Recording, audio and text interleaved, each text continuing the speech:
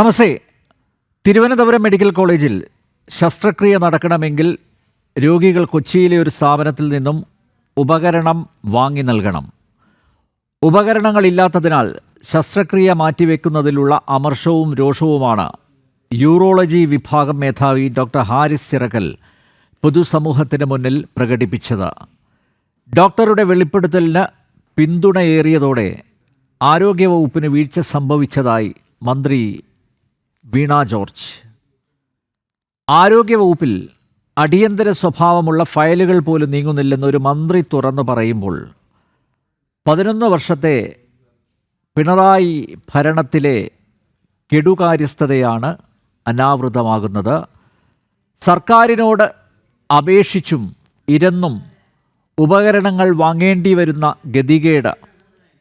ഗത്യന്തരമില്ലാതെ ഒരു doctor വിവരിക്കുമ്പോൾ number 1 ആരോഗ്യ കേരളം എന്നത് വെറും വീമ്പു പറച്ചിലാണെന്നല്ലേ മനസ്സിലാക്കേണ്ടത്. കേരളത്തിൻ്റെ ആരോഗ്യവകുപ്പ് വെന്റിലേറ്ററിലാണെന്നത് പച്ചപ്പരമാർത്ഥമാണ്. ഡോക്ടർ ഹാരിസിൻ്റെ വാദങ്ങളുടെ ചുവട് പിടിച്ചുള്ള അന്വേഷണത്തിൽ തെളിയുന്നത് ഞെട്ടിക്കുന്ന വസ്തുതകളാണ്. ജനം ഡിബേറ്റ് പരിശോധിക്കുന്നു. ഈ സംവാദത്തിൽ പങ്കെടുക്കുന്നത് BJP വക്താവ് അഡ്വക്കേറ്റ് VP ശ്രീപത്മനാഭൻ, ആരോഗ്യ രംഗത്തെ വിദഗ്ധൻ ഡോക്ടർ SS ലാൽ, പൊതുപ്രവർത്തകൻ ഡിജോ കാപ്പൻ, KGMCTA പ്രസിഡന്റും ആലപ്പുഴ സർക്കാർ മെഡിക്കൽ കോളേജിലെ അസോസിയേറ്റ് പ്രൊഫസറുമായ ഡോക്ടർ PS സജയ്, ഇടത് സഹയാത്രികൻ റെജി ലൂക്കോസ് എന്നിവരാണ്. എല്ലാ അതിഥികളെയും ഈ സംവാദത്തിലേക്ക് സ്നേഹാദരങ്ങളോടെ സ്വാഗതം ചെയ്യുന്നു. ഒപ്പം പ്രേക്ഷകരെയും. അഡ്വക്കേറ്റ് ശ്രീപത്മനാഭൻ, സർക്കാർ ആതുരാലയങ്ങൾ പാവപ്പെട്ടവർക്ക് വേണ്ടിയാണ്. വിവാദങ്ങൾ ഉണ്ടാക്കി പൊതുജനാരോഗ്യ സംവിധാനം തകർക്കരുതെന്നാണ് ആരോഗ്യമന്ത്രിയുടെ അഭ്യർത്ഥന. അക്ഷരാർത്ഥത്തിൽ കേരളത്തിലെ സർക്കാർ മെഡിക്കൽ കോളേജുകളും ആശുപത്രികളും നിർധനരായ രോഗികൾക്ക് അപ്രാപ്യമാകുന്നത് ഭരിക്കുന്നവരല്ലേ? കേരളം നമ്പർ 1 എന്ന് കുട്ടിഘോഷിക്കുന്നവരുടെ പിടിപ്പുകേടിൻ്റെ നേർചിത്രമല്ലേ നമ്മുടെ മുന്നിൽ ഡോക്ടർ ഹാരിസ് അവതരിപ്പിച്ചത്?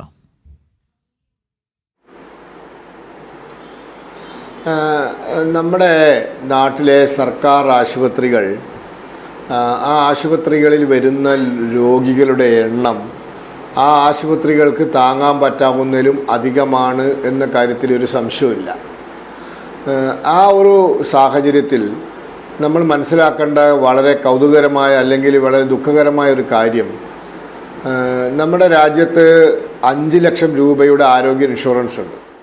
കേന്ദ്ര സർക്കാരും സംസ്ഥാന സർക്കാരും കൂടി നടപ്പിലാക്കുന്ന പ്രധാനമന്ത്രി ആയുഷ്മാൻ ഭാരത് കാരുണ്യ പദ്ധതി. നോക്കൂ, ഈ പദ്ധതിയുടെ കീഴിൽ നിരവധി സ്വകാര്യ ആശുപത്രികൾ ഉണ്ടായിരുന്നു. അത് അങ്ങനെ തന്നെ നിലനിർത്തി കൊണ്ടുപോയിരുന്നെങ്കിൽ നമ്മുടെ സർക്കാർ ആശുപത്രിയെ ആശ്രയിക്കുന്ന ഒരുപാട് പേര് ഈ സ്വകാര്യ ആശുപത്രികളെ ആശ്രയിക്കുമായിരുന്നു. കാരണം അവർക്ക് ആരോഗ്യ ഇൻഷുറൻസ് ഉണ്ട്, പാവപ്പെട്ട ആളുകളെ സംബന്ധിച്ചിടത്തോളം, BPL ആളുകളെ സംബന്ധിച്ചിടത്തോളം. പക്ഷേ ദൗർഭാഗ്യമെന്ന് പറയട്ടെ, പല സ്വകാര്യ ആശുപത്രികളും കോടിക്കണക്കിന് രൂപ ഈ പദ്ധതി ഇനത്തിൽ അവർക്ക് സംസ്ഥാന സർക്കാരിൽ നിന്നും ലഭിക്കാനുള്ളത് കൊണ്ട് അവർ പലതും ഈ സ്കീമിൽ നിന്നും പിന്മാറിയിരിക്കുകയാണ്. അതോടൊപ്പം 70 വയസ്സ് കഴിഞ്ഞവർക്കുള്ള വന്ധ്യവയോ യോജന, അതായത് 70 വയസ്സ് കഴിഞ്ഞവരെ വരുമാനം നോക്കാതെ തന്നെ ആരോഗ്യ ഇൻഷുറൻസ് കൊടുക്കുന്ന പദ്ധതി കേരളത്തിൽ നടപ്പിലാക്കിയിട്ടില്ല.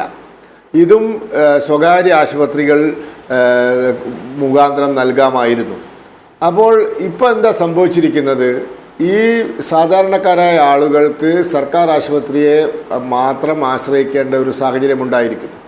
സർക്കാർ ആശുപത്രികളുടെ സൗകര്യങ്ങൾ വളരെ പരിമിതമാണ്. മാത്രവുമല്ല, ഈ സാമ്പത്തികമായ ഞെരുക്കം കാരണം സർക്കാർ ആശുപത്രികളിൽ വേണ്ട ഇൻഫ്രാസ്ട്രക്ചർ ഒരുക്കാൻ കേരള സർക്കാരിന് സാധിക്കുന്നില്ല. അതൊന്ന് അവരുടെ പ്രയോറിറ്റിയുടെ മുൻഗണനയുടെ തകരാറാണ്. അവരുടെ മുൻഗണന മറ്റു പല മേഖലകളിലുമാണ്. അപ്പം ആതുര ശുശ്രൂഷ രംഗത്ത്, സാമൂഹ്യ സുരക്ഷാ രംഗത്ത് ഒന്നും വേണ്ടത്ര മുൻഗണന കൊടുക്കാൻ ഈ സർക്കാർ തയ്യാറാവുന്നില്ല. ഇനി ഞാൻ വേറൊരു കണക്ക് പറയാം. പ്രധാനമന്ത്രിയുടെ സ്വാസ്ഥ്യ സുരക്ഷാ യോജന, ഈ പദ്ധതി പ്രകാരം Kozhikode medical college, Thiruvananthapuram medical college, Alappuzha medical college 100 കോടി രൂപ തിരുവനന്തപുരം മെഡിക്കൽ കോളേജിന്, 120 കോടി രൂപ വീതം കോഴിക്കോട് മെഡിക്കൽ കോളേജിനും ആലപ്പുഴ മെഡിക്കൽ കോളേജിനും കിട്ടി. കോഴിക്കോട് മെഡിക്കൽ കോളേജിലെ പുതിയ കാഷ്വാലിറ്റി ബിൽഡിംഗ് ആരംഭിച്ചത് ഈ സാമ്പത്തിക സഹായം ഉപയോഗിച്ചുകൊണ്ടാണ്. പക്ഷേ അവിടെ അടിക്കടിയുണ്ടായ തീപിടുത്തം കാരണം ഇപ്പോൾ അവിടെ പ്രവർത്തനം നിർത്തിവെച്ചിരിക്കുകയാണ്. ഇതേപോലെ പല മേഖലയിലും സംസ്ഥാന സർക്കാരിൻ്റെ കെടുകാര്യസ്ഥത കാരണം കേന്ദ്ര സർക്കാരിൻ്റെ ഫണ്ട് ലഭിച്ചിട്ട് പോലും ഈ ആരോഗ്യരംഗത്തെ അടിസ്ഥാന സൗകര്യങ്ങൾ, ഇൻഫ്രാസ്ട്രക്ചർ അത് വേണ്ട രീതിയിൽ വികസിപ്പിച്ച് പ്രയോജനപ്പെടുത്താൻ സാധിക്കുന്നില്ല. അപ്പോൾ ഇതാണ് പ്രശ്നം. ഒരു ഭാഗത്ത് സ്വകാര്യ ആശുപത്രികളിൽ നിന്നും ആയുഷ്മാൻ ഭാരത് നഷ്ടമാവുന്നു, മറുഭാഗത്ത് സർക്കാർ ആശുപത്രികളിൽ അടിസ്ഥാന സൗകര്യങ്ങളില്ലാത്തൊരു പ്രശ്നമുണ്ട്.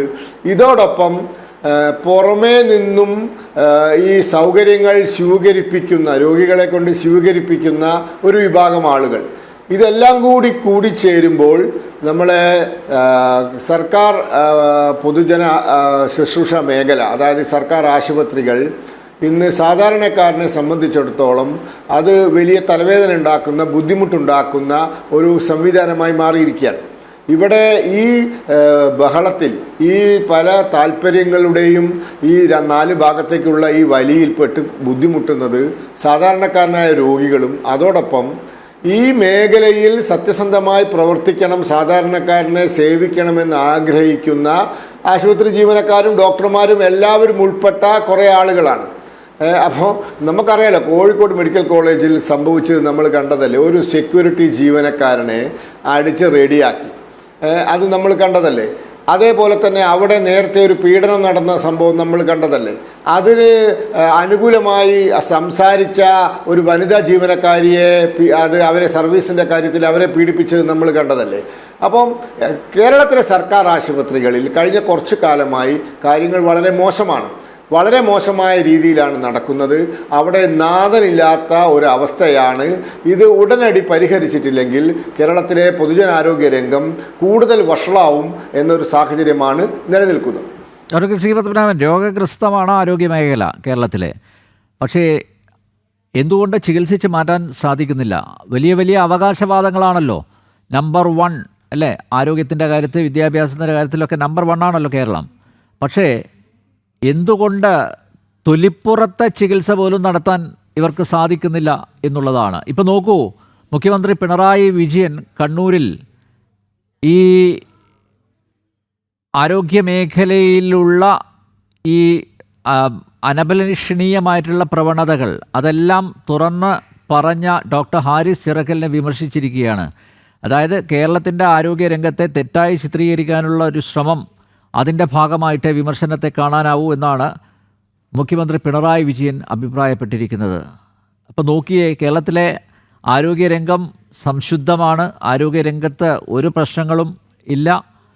അത് ഒരു ഡോക്ടർ തെറ്റായി ചിത്രീകരിച്ചു എന്ന് പറയുമ്പോൾ ഇപ്പോഴും ഈ അദ്ദേഹം വെളിപ്പെടുത്തിയതിൻ്റെ എന്താണ് അദ്ദേഹം ഉദ്ദേശിച്ചത് അത് ഇപ്പോഴും ഉൾക്കൊള്ളുന്നില്ല. കേരളത്തിൻ്റെ മുഖ്യമന്ത്രി പോലും ഉൾക്കൊള്ളുന്നില്ല എന്നല്ല മനസ്സിലാക്കേണ്ടത്. തീർച്ചയായിട്ടും കേരളത്തിലെ ഈ ആരോഗ്യരംഗത്ത് നാം കൈവരിച്ച നേട്ടങ്ങൾ ഇത് നമ്മൾ മനസ്സിലാക്കണം. ഈ ഇന്ത്യയിൽ മറ്റൊരു സംസ്ഥാനത്തും ഇത്രയേറെ സ്വകാര്യ ആശുപത്രികൾ, സ്വകാര്യ നഴ്സിംഗ് ഹോമുകൾ, സ്വകാര്യ ക്ലിനിക്കുകൾ പ്രവർത്തിക്കുന്ന ഒരു സംസ്ഥാനമില്ല. നമ്മൾ ശരാശരി വെച്ച് നോക്കുമ്പോൾ അത് നമ്മുടെ കേരളത്തിലെ ജനങ്ങളെ ഹെൽത്ത് കോൺഷ്യസ് ആയതുകൊണ്ടാണ്. അതിന് കാരണം അവരുടെ ഉയർന്ന വിദ്യാഭ്യാസ നിലവാരമാണ്. മറ്റൊന്ന്, നമുക്കറിയാം, കേരളം നമ്മുടെ വിദേശ നാണ്യത്തിൻ്റെ കരുത്തുകൊണ്ടും നമ്മുടെ നാണ്യവിളകളുടെ കരുത്തുകൊണ്ടും മറ്റു സംസ്ഥാനങ്ങളെ അപേക്ഷിച്ച് ജനങ്ങളുടെ ജീവിത നിലവാരം ഉയർന്നു നിൽക്കുന്ന ഒരു സംസ്ഥാനമാണ്. അതുകൊണ്ട് വിദ്യാഭ്യാസത്തിനും ആരോഗ്യത്തിനുമൊക്കെ പണം ചെലവഴിക്കാൻ മടിയില്ലാത്ത ഒരു ജനതയാണ് നമ്മുടെ സംസ്ഥാനത്തുള്ളത്. അപ്പോൾ അതുകൊണ്ട് സ്വകാര്യ വിദ്യാലയങ്ങൾ, സ്വകാര്യ ആശുപത്രികളൊക്കെ വളരെ വിപുലമായ രീതിയിൽ കേരളത്തിലുണ്ട്. അപ്പോൾ ഇതൊന്നും സർക്കാരിൻ്റെ നേട്ടമല്ല. പിന്നെ അതോടൊപ്പം സർക്കാർ ആശുപത്രികളിൽ കേരളത്തിൽ കഴിഞ്ഞ ഒരുപാട് വർഷമായി നമുക്ക് നല്ല ഡോക്ടർമാരുണ്ട്. അവിടുത്തെ ഇൻഫ്രാസ്ട്രക്ചർ മെച്ചപ്പെടുത്താൻ ബോധപൂർവമായ ശ്രമങ്ങൾ നടന്നിട്ടുണ്ട്. അതിൻ്റെയൊക്കെ ഫലമായി കേരളത്തിൽ കഴിഞ്ഞ ഒരുപാട് വർഷം കൊണ്ട് നമ്മൾ വളരെ മുന്നോട്ട് പോകാൻ സാധിച്ചിട്ടുണ്ട്. നമ്മുടെ ഇന്ത്യയിലെ മറ്റു സംസ്ഥാനങ്ങളെ അപേക്ഷിച്ച് നമ്മൾ വളരെ മുന്നോട്ട് പോയിട്ടുണ്ട്. അതിൻ്റെ അർത്ഥം അത് ഏതെങ്കിലും ഒരു വ്യക്തിക്കോ അല്ലെങ്കിൽ ഏതെങ്കിലും ഒരു രാഷ്ട്രീയ പാർട്ടിക്കോ അല്ലെങ്കിൽ ഏതെങ്കിലും ഒരു ഭരണ സംവിധാനത്തിനോ മാത്രം അവകാശപ്പെടാവുന്ന ഒരു നേട്ടമാണ് ഇത് എന്നല്ല. അത് മൊത്തം കേരളം നേടിയ പുരോഗതിയുടെ ഒരു സൈഡ് എഫക്റ്റാണ്, അല്ലെങ്കിൽ അതിൻ്റെ ഒരു എന്താ പറയുക, അതിൻ്റെ ഒരു ഘടകം കൂടിയാണ്. പക്ഷേ കഴിഞ്ഞ കുറച്ചു കാലമായി നമ്മുടെ ഈ മേഖലയിൽ നമ്മൾ പിറകോട്ടാണ് പോകുന്നത്. നമ്മുടെ എന്താ പറയുക, പൊതുജന ആരോഗ്യ രംഗത്തുള്ള നമ്മുടെ സേവനം മോശമാണ്. നമ്മൾ അവിടെ ഇനിയും ഒരുപാട് ചെയ്തു തീർക്കേണ്ട കാര്യങ്ങൾ പെൻഡിങ് ആണ്.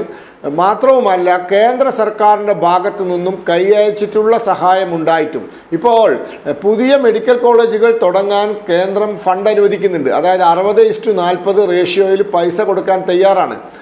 അത് സ്വീകരിക്കാൻ കേരളം ഇതുവരെ തയ്യാറായിട്ടില്ല. കാസർഗോഡ് മെഡിക്കൽ കോളേജ് തുടങ്ങേണ്ട ആവശ്യമുണ്ട്, അത് കേരള സർക്കാർ തയ്യാറായിട്ടില്ല. വയനാട് മെഡിക്കൽ കോളേജിൻ്റെ കാര്യം പെൻഡിങ് ആണ്, ആ കാര്യത്തിൽ ഈ കേന്ദ്ര ഫണ്ട് സ്വീകരിക്കാൻ ഇവർ തയ്യാറായിട്ടില്ല. അപ്പം ഇതൊക്കെയാണ് സ്ഥിതി. ഇവർ ഈ നമ്പർ 1 എന്ന് വായിൽനാവുകൊണ്ട് പറഞ്ഞ നമ്പർ 1 ആവില്ലല്ലോ. കേരളം കഴിഞ്ഞ കുറച്ചു കാലമായി ഈ മേഖലയിൽ, പൊതുജനാരോഗ്യ മേഖലയിൽ നമ്മൾ പിറകോട്ടാണ് എന്നുള്ള യാഥാർത്ഥ്യം അംഗീകരിക്കാൻ ഇവർ തയ്യാറാവണമെന്നാണ് പറയാനുള്ളത്. ഓക്കെ, ഡോക്ടർ സജയ്, താങ്കൾക്ക് കുറച്ചുകൂടി കാര്യങ്ങൾ തുറന്ന് പറയാൻ ആവും.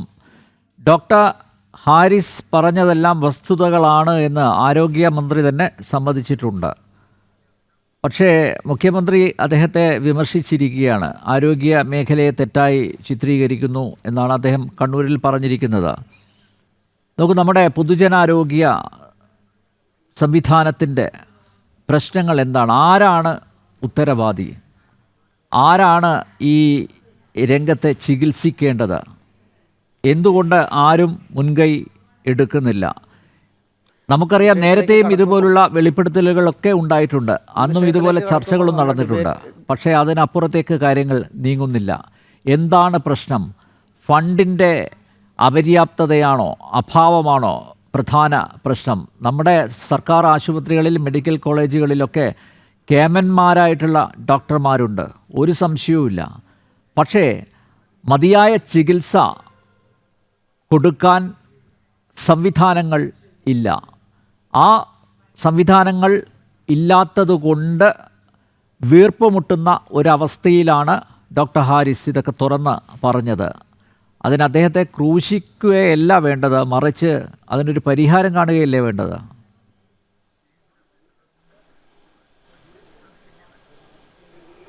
ഈ വിഷയത്തിലേക്ക് കടക്കുമ്പോൾ ഞാൻ ഈ സബ്ജക്റ്റ്, നമ്മുടെ ഡിബേറ്റിൻ്റെ ഒരു ഹെഡിങ് തന്നെ എടുത്തു പറയുകയാണ്, കേരളത്തിൻ്റെ ആരോഗ്യമേഖല വെന്റിലേറ്ററിലാണോ എന്നാണ് ചോദിച്ചിരിക്കുന്നത്. വെന്റിലേറ്ററിലാണെന്നുള്ള അഭിപ്രായം KGMCക്ക് ഇല്ലെന്നുള്ള കാര്യം ആദ്യം തന്നെ ഞാൻ സ്പഷ്ടമാക്കുകയാണ്. പക്ഷേ കേരളത്തിൻ്റെ ആരോഗ്യമേഖല ആതുരമാണ്, രോഗം ഉണ്ടെന്നുള്ള കാര്യം ഉറപ്പാണ്. കൃത്യമായിട്ടുള്ള കാരണം കണ്ടെത്തി ചികിത്സിച്ചാൽ ഭേദപ്പെടുത്താവുന്ന രോഗങ്ങളാണ് കേരളത്തിൻ്റെ ആരോഗ്യമേഖലയിൽ ഇപ്പോഴുള്ളത്. ഇവിടെ ഇപ്പോൾ വന്നിരിക്കുന്ന ഡോക്ടർ ഹാരിസ് ചിറക്കലിൻ്റെ വിഷയം, അത് ശരിക്കും പറഞ്ഞു കഴിഞ്ഞാൽ ഫണ്ടിൻ്റെ അപര്യാപ്തത കേരളത്തിൽ പൊതുവെ അനുഭവിക്കുന്ന സാമ്പത്തിക പ്രതിസന്ധിയുടെ ഭാഗമായിട്ട് ഉണ്ടെങ്കിൽ പോലും ഈ കിട്ടുന്ന ഫണ്ട് കൃത്യസമയത്ത് നമുക്ക് ഡിസ്ട്രിബ്യൂട്ട് ചെയ്യുന്നതിൽ വരുന്ന ഭരണ സംവിധാനത്തിലുണ്ടാകുന്ന പ്രശ്നങ്ങളാണ് ഈ ഇപ്പോഴുണ്ടായിരിക്കുന്ന പ്രതിസന്ധിക്ക് പ്രധാനപ്പെട്ട കാരണമെന്നാണ് ഞാൻ മനസ്സിലാക്കുന്നത്. അത് എല്ലാ മെഡിക്കൽ കോളേജിലും ഉണ്ട്. അവിടുത്തെ നമുക്കറിയാം, ഇത് ആരോഗ്യമേഖല എന്ന് പറയുന്നത് പൊതുജനങ്ങളുമായിട്ട് ബന്ധപ്പെട്ട് വളരെ എളുപ്പത്തിൽ പരിഹരിക്കേണ്ട പ്രശ്നങ്ങൾ അനുദിനം ഉണ്ടാകുന്നൊരു മേഖലയാണ്. പക്ഷേ ആരോഗ്യ മേഖലയുടെയും അഡ്മിനിസ്ട്രേറ്റീവ് സംവിധാനം പ്രവർത്തിക്കുന്നത് മറ്റേതൊരു സർക്കാർ ഓഫീസിലെയും പോലെ തന്നെയാണ്. ഒരു ഡോക്ടർക്ക് ഒരു സ്റ്റെൻറ്റ് കിട്ടിയില്ല എന്ന് പറഞ്ഞ് നേരിട്ട് പർച്ചേസ് ചെയ്യാനുള്ള അധികാരമൊന്നുമില്ല. ഡോക്ടർ അതുകൊണ്ട് പോയി അവിടുത്തെ മെഡിക്കൽ കോളേജിലെ ഓഫീസിലാണ് അതിൻ്റെ അപേക്ഷ കൊടുക്കുന്നത്. ആ ഓഫീസിലിരിക്കുന്ന ക്ലർക്ക് അത് പരിശോധിച്ചിട്ട് അടുത്ത ജൂനിയർ സൂപ്രണ്ട് ലെവലിലോട്ട് പോകും, സീനിയർ സൂപ്രണ്ട് ലെവലിൽ പോകും, അഡ്മിനിസ്ട്രേറ്റീവ് ഓഫീസറിൻ്റെ ലെവലിൽ പോകും, പ്രിൻസിപ്പൽ കാണും, വീണ്ടും അത് മെഡിക്കൽ വിദ്യാഭ്യാസ ഡയറക്ടറേറ്റ് ചെല്ലും. അവിടെ ഇരിക്കുന്ന സെക്ഷൻ ക്ലർക്കായിരിക്കും ആദ്യം ഇത് വീണ്ടും കാണും. അവിടെ വീണ്ടും ഒരു പ്രോസസ്സ് കഴിഞ്ഞ് ഒരു വലിയ എമൗണ്ട് ആണെങ്കിൽ അത് വീണ്ടും സെക്രട്ടേറിയറ്റിൽ പോകും. അങ്ങനെ മറ്റ് മേഖലകളിൽ നടത്തുന്നത് അതേപോലെയുള്ള ചുവപ്പ് നാടകളിലൂടെയും ഫയലുകളിലൂടെയും കയറി ഇറങ്ങുന്ന ഒരു സംവിധാനമാണ് ഇവിടെ നിലനിൽക്കുന്നത്. ആ സംവിധാനത്തിൻ്റെ പ്രശ്നം കൊണ്ടാണ് ഇതിൽ വലിയൊരു കുഴപ്പമുണ്ടാണ്. അത് മറ്റൊരു പ്രശ്നം കൂടെ ഉണ്ട്. കേരളത്തിലെ മെഡിക്കൽ കോളേജ് അധ്യാപകരെ നമ്മൾ മറ്റ് മേഖലകളിൽ വർക്ക് ചെയ്യുന്ന ഡോക്ടർമാരുമായിട്ട് കമ്പയർ ചെയ്യാൻ പാടില്ല. കാര്യം ഇവർ 3 അതോറിറ്റികളുടെ കീഴിലാണ് വർക്ക് ചെയ്യുന്നത്. ഒരേ സമയം 3 അതോറിറ്റികളെ ഇവർക്ക് തൃപ്തിപ്പെടുത്തേണ്ടതായിട്ട് വരും. ഒന്ന്, തീർച്ചയായും അവർ PSC അപ്പോയിൻറ്റ് ചെയ്ത കേരള സർക്കാരിന് കീഴിൽ വർക്ക് ചെയ്യുന്ന ഡോക്ടർമാരാണ്. അപ്പോൾ സർക്കാരിൻ്റെ നയങ്ങൾക്കനുസരിച്ച് ആരോഗ്യ പരിപാടികൾ നടപ്പിലാക്കി രോഗികളെ ചികിത്സിക്കാനുള്ള ബാധ്യത അവർക്കുണ്ട്. പക്ഷേ അവർ മെഡിക്കൽ അധ്യാപകരാണ്. അവരെ നിരീക്ഷിക്കാനായിട്ട് കേന്ദ്രത്തിൻ്റെ ഭരണഘടനാ സ്ഥാപനമായ NMC ഉണ്ട്. NMCയുടെ മാനദണ്ഡങ്ങൾ അനുസരിച്ചാണ് മെഡിക്കൽ അധ്യാപകർ അവരുടെ സ്റ്റാൻഡേർഡ് നിലനിർത്തി കുട്ടികളെ പഠിപ്പിക്കുന്നത്. മെഡിക്കൽ കോളേജിൻ്റെ പ്രാഥമിക ഉദ്ദേശം കുട്ടികളെ പഠിപ്പിക്കുകയും അതോടൊപ്പം ചികിത്സിക്കുക എന്നുള്ളതാണ്. അതായത് വാഴ നനയുമ്പോൾ ചീര കൂടി വളരുമെന്ന് പറയുന്ന സംവിധാനത്തിലായിരിക്കണം അവിടുത്തെ ചികിത്സ പോകുന്നത്. ഇതുകൂടാതെ കേരള ഹെൽത്ത് യൂണിവേഴ്സിറ്റി ഉണ്ട്. യൂണിവേഴ്സിറ്റി നടത്തുന്ന പരീക്ഷകളും മറ്റു കാര്യങ്ങളും ഇതെല്ലാം നടത്തണം. അങ്ങനെ ഈ 3 ഭാഗത്തു നിന്നും ഉള്ള അതോറിറ്റികളുടെ തൃപ്തിക്കനുസരിച്ച് വർക്ക് ചെയ്യേണ്ടി വരുമ്പോഴുള്ള ഒരു പ്രധാനപ്പെട്ട പ്രശ്നം എന്താണെന്ന് ചോദിച്ചാൽ 1961 വന്ന സ്റ്റാഫ് പാറ്റേൺ വളരെയൊന്നും പരിഷ്കരിക്കാത്ത രീതിയിൽ ഇപ്പോഴും നിലനിൽക്കുകയാണ്. ആ പാറ്റേണിൽ കുറച്ച് വ്യത്യാസം വന്നത് ഈ അടുത്തിടക്കായിട്ട് പുതിയ മെഡിക്കൽ കോളേജുകൾ തുടങ്ങിയപ്പോൾ കുറച്ച് പോസ്റ്റുകളൊക്കെ ഉണ്ടാക്കിയെങ്കിൽ പോലും വർദ്ധിച്ചു വരുന്ന ജനബാഹുല്യത്തെ നേരിടാൻ പറ്റിയ രീതിയിൽ അവരുടെ തൃപ്തിക്കനുസരിച്ച് ജനത്തിൻ്റെ എക്സ്പെക്റ്റേഷനും കൂടി മാറി. ജനം പഴയ ജനമല്ല. ജനങ്ങൾക്കറിയാം ഈ ലോകത്ത് എന്തൊക്കെ രീതിയിലുള്ള ചികിത്സകളുണ്ടെന്നും എന്തൊക്കെ കാര്യങ്ങൾ കിട്ടുന്നുണ്ടെന്നും പറയാം. അപ്പോൾ അവർ മെഡിക്കൽ കോളേജിലേക്ക് വരുന്ന അത്രയും പ്രതീക്ഷയോട് കൂടിയാണ്. അവരുടെ പ്രതീക്ഷക്കനുസരിച്ച് അവരുടെ തൃപ്തിക്കനുസരിച്ച് ജോലി ചെയ്യണമെന്നുണ്ടെങ്കിൽ ആവശ്യത്തിനുള്ള സ്റ്റാഫ് വേണം. ഈ പറയുന്ന അഡ്മിനിസ്ട്രേഷൻ അത് കുറച്ചുകൂടി മറ്റ് സർക്കാർ ഓഫീസിൽ നിന്നും മാറിയിട്ട് കുറച്ചുകൂടി നൂതനമായൊരു അഡ്മിനിസ്ട്രേഷൻ ഉണ്ടാക്കണം. ഇങ്ങനെയുള്ള കാര്യങ്ങളിൽ സർക്കാർ ശ്രദ്ധിച്ചു കഴിഞ്ഞാൽ എനിക്ക് തോന്നുന്നു കുറച്ചുകൂടി നന്നായിട്ട് ഈ കാര്യങ്ങൾ പോകും. ഡോക്ടർമാരുടെ വർക്കിംഗ് അറ്റ്മോസ്ഫിയർ ഇത്രയും സ്ട്രെസ്ഫുള്ളാകുമ്പോൾ അവരുടെ മാനസികമായിട്ടുള്ള ഒരു ആരോഗ്യം വളരെ ഇമ്പോർട്ടൻ്റ് ആണ്. ആ കാര്യത്തിൽ ചെയ്യേണ്ട ഇപ്പോൾ ഈ ഡോക്ടർമാർ പോയി കഴിഞ്ഞാൽ ഈ മേഖലയിലേക്ക് പുതിയ ആൾക്കാർ വരണം. സീനിയേഴ്സ് 62 വയസ്സാകുമ്പോൾ റിട്ടയർ ആകും, പുതിയ ആൾക്കാർ വരണം. ഇങ്ങനെയുള്ള പ്രശ്നങ്ങളുണ്ടാകുമ്പോൾ പറ്റുന്ന ജൂനിയർ ഡോക്ടർമാർ ഇതിലേക്ക് വരാതിരിക്കുമ്പോൾ ഈ സിസ്റ്റത്തിൻ്റെ തുടർച്ച ഒരുപക്ഷെ നഷ്ടപ്പെട്ടു. അപ്പോൾ അവരെ ആകർഷിക്കാൻ വേണ്ടി ശരിക്കും പറഞ്ഞാൽ നല്ല പേയും മറ്റു കാര്യങ്ങളും കൊടുത്ത് ഇപ്പോൾ നിലനിൽക്കുന്ന പേർ വിഷനിലുള്ള അപകടങ്ങളൊക്കെ പരിഹരിച്ച് മുന്നോട്ട് പോയി കഴിഞ്ഞാൽ ഒരു പരിധിവരെ മാറും. പക്ഷേ ഈ അഡ്മിനിസ്ട്രേറ്റീവ് സിസ്റ്റത്തെ അടിമുടി പരിഷ്കരിക്കുക എന്ന് പറയുന്നത് സർക്കാരിൻ്റെ ബാധ്യതയാണ്. അത് സർക്കാർ ചെയ്തു കഴിഞ്ഞാൽ ഒരു പരിധിവരെ ഇതുപോലെയുള്ള പ്രശ്നങ്ങൾ ഒഴിവാക്കാൻ പറ്റും എന്നാണ് ഞങ്ങളുടെ സംഘടനയുടെ വിശ്വാസം. ഡോക്ടർ സജി, ഈ തിരുവനന്തപുരത്തെ കേസ് എടുക്കുകയാണെങ്കിൽ അവിടെ ശസ്ത്രക്രിയാ ഉപകരണങ്ങളില്ല എന്ന് ഡോക്ടർ ഹാരിസ് മന്ത്രിയുടെ ഓഫീസിൽ വരെ അറിയിച്ചതാണ്. മന്ത്രിയുടെ പ്രൈവറ്റ് സെക്രട്ടറിയെ വിളിച്ച് പറഞ്ഞിരുന്നു. അദ്ദേഹം തന്നെ മാധ്യമങ്ങളോട് അത് വെളിപ്പെടുത്തുകയും ചെയ്തു. എന്നിട്ടും നടപടിയൊന്നും ഉണ്ടാകാതിരുന്ന പശ്ചാത്തലത്തിലാണ് മാധ്യമങ്ങളുടെ മുന്നിൽ ഈ വിഷയം അതിൻ്റെ ഗൗരവത്തോടെ അദ്ദേഹം അവതരിപ്പിച്ചത്. അങ്ങനെ തുറന്ന് പറഞ്ഞത് വലിയൊരു ഒരു ഒരു ഒരു തെറ്റായിട്ട് വലിയൊരു തെറ്റായിട്ടാണ് ഇപ്പോൾ അതിനെ കാണുന്നത്. ഇനി അതേക്കുറിച്ച് അന്വേഷിക്കാനൊക്കെ സമിതിയെ വെച്ചിട്ടുണ്ട്. ഇപ്പം മുഖ്യമന്ത്രി തന്നെ അദ്ദേഹത്തെ കുറ്റപ്പെടുത്തുന്ന ഒരു സമീപനം സ്വീകരിച്ചു കഴിഞ്ഞാൽ എന്തായിരിക്കും അവസ്ഥ? ഇപ്പം നോക്കൂ, ഈ കമ്മിറ്റിക്ക് മുന്നിൽ തന്നെ ആരിസ് ഒഴിച്ച് ബാക്കിയുള്ള വകുപ്പ് മേധാവികൾ ഒക്കെ അതായത് അവർ ഒരു തുറന്നു പറച്ചിലേക്ക് പോയിട്ടില്ല എന്നാണ് മനസ്സിലാക്കുന്നത്. ഇപ്പോഴും ആ സർക്കാരിൻ്റെ ആ സംവിധാനത്തിനുള്ളിൽ പ്രവർത്തിക്കുന്നത് കൊണ്ടുള്ള അവരുടെ ആ പരിമിതികൾ മനസ്സിലാക്കിക്കൊണ്ടാണ് പ്രതികരിച്ചിരിക്കുന്നത്. അപ്പോൾ എന്താണെങ്കിലും തുറന്നു പറയാനുള്ളൊരു ആർജവം ഡോക്ടർമാരുടെ ഭാഗത്തു നിന്ന് ഉണ്ടാവണ്ടേ എന്നുള്ളതാണ്. നോക്കൂ, ഇദ്ദേഹം CPM സഹയാത്രികനാണ്. എന്നിട്ട് പോലും അദ്ദേഹം പറഞ്ഞത് മറ്റ് പോംവഴികളൊന്നും ഇല്ലാത്തതുകൊണ്ടാണ് അങ്ങനെ ഒരു വെളിപ്പെടുത്തലിലേക്ക് പോയത്. അപ്പോൾ നോക്കൂ, അദ്ദേഹം പറഞ്ഞത് ഗൗരവത്തോടെ അതെല്ലാം യാഥാർത്ഥ്യങ്ങളാണെന്ന് മന്ത്രി സമ്മതിച്ചിട്ടുണ്ട്. അതിൻ്റെ ഗൗരവം ഉൾക്കൊണ്ടുകൊണ്ട് മുന്നോട്ട് പോകുന്നതിന് പകരം ഒരു ഡോക്ടറെ അതിൻ്റെ പേരിൽ ക്രൂശിക്കുന്നത് ശരിയാണോ? അതിൻ്റെ പേരിൽ ക്രൂശിക്കുന്നത് ശരിയല്ല. പക്ഷേ അതിനകത്ത് 2-3 കാര്യങ്ങൾ പറഞ്ഞു. ഇപ്പോൾ എല്ലാ HODമാരും ഡോക്ടർ ഹാരിസ് ചിറക്കൽ പ്രതികരിച്ച പോലെ പ്രതികരിക്കണമെന്നില്ല. അത് ഓരോരുത്തരുടെ പേഴ്സണലായിട്ടുള്ള ഒരു സ്വഭാവ രീതി കൂടി ഉണ്ടാകും അതിനകത്ത്. അപ്പോൾ ഇവിടെ നമുക്ക് പറയാനുള്ള കാര്യം, ഇപ്പം മന്ത്രിയുടെ ഓഫീസിൽ PSP അവിടെ കണ്ട് സംസാരിച്ചു എന്നൊക്കെ പറഞ്ഞാലും ഈ മന്ത്രിയുടെ ഓഫീസിൽ നേരിട്ട് പർച്ചേസ് നടക്കത്തില്ല. വീണ്ടും പ്രോസസ്സ് ഇത് തന്നെയാണ്. മന്ത്രിയുടെ ഓഫീസിൽ നിന്ന് കോളേജിലെ ഓഫീസിലേക്ക് വിളിച്ചു പറയുകയാണ് ഈ പറഞ്ഞ ഫയൽ നീക്കണമെന്ന് പറഞ്ഞാൽ ഇവിടെ നിന്ന് വീണ്ടും ഫയൽ ഈ രീതിയിൽ കൂടെ നീങ്ങത്തുള്ളൂ. ഇപ്പം ഇത്രയും ആളുകൾ കയറി ഇറങ്ങിയാലോ ഫയൽ സെക്രട്ടറി ഡോക്ടർ സജി അവിടെയല്ലേ പ്രയോറിറ്റി ഫിക്സ് ചെയ്യേണ്ടത്? സംവിധാനത്തിൽ എവിടെയെങ്കിലും ആരെങ്കിലും ഈ പറയുന്ന പ്രയോറിറ്റി ഫിക്സ് ചെയ്യണം. അതാണ് ഞാൻ പറഞ്ഞത്, ഈ സംവിധാനത്തിന് മാറ്റം വരുത്തി പ്രയോറിറ്റി ഫിക്സ് ചെയ്യണം. അത് നടപ്പാക്കേണ്ട കാര്യമാണ്. അത് നമ്മുടെ സർക്കാരിൻ്റെ നയത്തിൽ മാറ്റം വരുത്തിയിട്ട് ആരോഗ്യ മേഖലയ്ക്ക് പ്രയോറിറ്റി കൊടുത്തുകൊണ്ട് ഈ സംവിധാനത്തിൽ കാതലായ മാറ്റം വരുത്തിയാലേ ഈ കാര്യത്തിനൊരു പരിഹാരം ഉണ്ടാവുകയുള്ളൂ. പിന്നെ ഡോക്ടർ ഹാരിസ് പറഞ്ഞ കാര്യങ്ങൾ യാഥാർത്ഥ്യമാണ്. പക്ഷേ സർവീസിലുള്ള ചട്ടവും റൂളും ഒക്കെ വെച്ചിട്ട് അദ്ദേഹത്തെ ക്രൂശിക്കാനുള്ള ശ്രമങ്ങളൊക്കെ ഉണ്ടാകാം. പക്ഷേ KGMCT എന്ന് പറയുന്ന സംഘടന, ഞങ്ങളുടെ സംഘടന ഈ വിഷയത്തിൽ ഡോക്ടർ ഹാരിസിൻ്റെ ഒപ്പം ഉറച്ചു നിൽക്കുന്ന ആണ് ഞങ്ങളുടെ നിലപാട്. ആ നിലപാട് ഞാൻ ഈ അവസരത്തിൽ വ്യക്തമാക്കുക. ഡോക്ടർ ശ്രീപത്മനാഭൻ, ആരോഗ്യ വകുപ്പിന് ഏകദേശം 10,000 കോടി രൂപയുടെ കുടിശ്ശികയുണ്ട് എന്നാണ് കണക്കുകൾ വ്യക്തമാക്കുന്നത്. നോക്കൂ, കാരുണ്യ ആരോഗ്യ സുരക്ഷാ പദ്ധതി 1708 കോടി രൂപയാണ് സർക്കാർ കുടിശ്ശിക. അതായത് സർക്കാർ ആശുപത്രികൾക്ക് കൊടുക്കാനുള്ളത് ആ വകയിൽ 1203 കോടി രൂപയാണ്. സ്വകാര്യ ആശുപത്രികൾക്ക് കൊടുക്കാനുള്ളത് 376.59 കോടി രൂപയാണ്.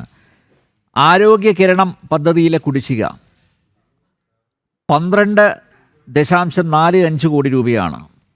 കാരുണ്യ ബെനവലൻറ്റ് ഫണ്ട് നമുക്കറിയാം, KM മാണി കൊണ്ടുവന്നൊരു പദ്ധതിയാണ്, അദ്ദേഹം ധനകാര്യമന്ത്രിയായിരിക്കുമ്പോൾ. അതിലുള്ള കുടിശ്ശിക 215.82 കോടി രൂപയാണ്. അതുപോലെ ഒരുപാട് കുട്ടികളെ ജീവിതത്തിലേക്ക് തിരികെ കൊണ്ടുവന്ന ഹൃദ്യം പദ്ധതി, അതിൽ കുടിശ്ശിക 10.27 കോടി രൂപയാണ്. മാതൃയാനം പദ്ധതിയിലെ കുടിശ്ശിക 43.55 കോടി രൂപയാണ്. RBSK ദേശീയ ആരോഗ്യ ദൗത്യത്തിന് കീഴിലുള്ള രാഷ്ട്രീയ ബാല സ്വാസ്ഥ്യ കാര്യക്രം, അതിലെ കുടിശ്ശിക 7 കോടി രൂപയാണ്. കമ്പനികളിൽ നിന്നും മരുന്ന് വാങ്ങിയ ഇനത്തിൽ 313 കോടി രൂപ കൊടുക്കണം സർക്കാർ. മെഡിക്കൽ സർവീസസ് കോർപ്പറേഷന് കൊടുക്കാനുള്ള കുടിശ്ശിക 693 കോടി രൂപയാണ്. ലഭിച്ച കണക്കുകളാണ് ഞാനിവിടെ അവതരിപ്പിച്ചിരിക്കുന്നത്. മൊത്തം കുടിശ്ശികയാണ്. ഒരു ഭാഗത്ത് ഈ കുടിശ്ശികകളുണ്ട്. ഇതിൽപ്പെട്ട നട്ടം തിരിയുമ്പോൾ അടിസ്ഥാന പ്രശ്നങ്ങൾക്ക് എങ്ങനെ പരിഹാരം കാണാൻ സാധിക്കും എന്നുള്ളത് ഒരു വലിയ ചോദ്യമല്ലേ? തീർച്ചയായിട്ടും ഒരു സർക്കാരിൻ്റെ പ്രയോറിറ്റികൾ എന്തൊക്കെയാണ്? ഒന്ന്, നമ്മൾ ഭക്ഷ്യസുരക്ഷ ഉറപ്പുവരുത്തണം. 2, നമ്മൾ ആരോഗ്യ സംരക്ഷണം അത് ഉറപ്പുവരുത്തണം. 3, നമ്മൾ വിദ്യാഭ്യാസ മേഖലയിൽ നമ്മൾ എന്താ പറയുക, ഒരു കൃത്യമായ സംവിധാനങ്ങൾ ഉറപ്പുവരുത്തണം. 4, നമ്മൾ അടിസ്ഥാന സൗകര്യങ്ങൾ, അതായത് വൈദ്യുതി, റോഡ്, കുടിവെള്ളം, ഇവ ഉറപ്പുവരുത്തണം. ഇതൊക്കെയാണ് സർക്കാരിൻ്റെ 1, 2, 3, 4 എന്ന് പറയുന്ന സമയത്തുള്ള മുൻഗണന അടിസ്ഥാനത്തിൽ സർക്കാർ ശ്രദ്ധിക്കേണ്ട മേഖലകൾ. നമുക്ക് ഇവിടെ എന്താണ് സ്ഥിതി? ഇവിടെ കേരളത്തിൽ ഭക്ഷ്യസുരക്ഷയുടെ കാര്യത്തിൽ സത്യത്തിൽ സംസ്ഥാന സർക്കാർ വലിയ തോതിൽ ബുദ്ധിമുട്ടേണ്ട ആവശ്യമില്ല. കാരണം 2020 മുതൽ, പ്രത്യേകിച്ച് കോവിഡ് കാലം മുതൽ കേന്ദ്ര സർക്കാർ 5 കിലോ അരി, 5 കിലോ ഗോതമ്പ്, അതുപോലെ തന്നെ പയർവർഗ്ഗങ്ങൾ എന്നിവ സൗജന്യമായി കൊടുക്കുന്നു.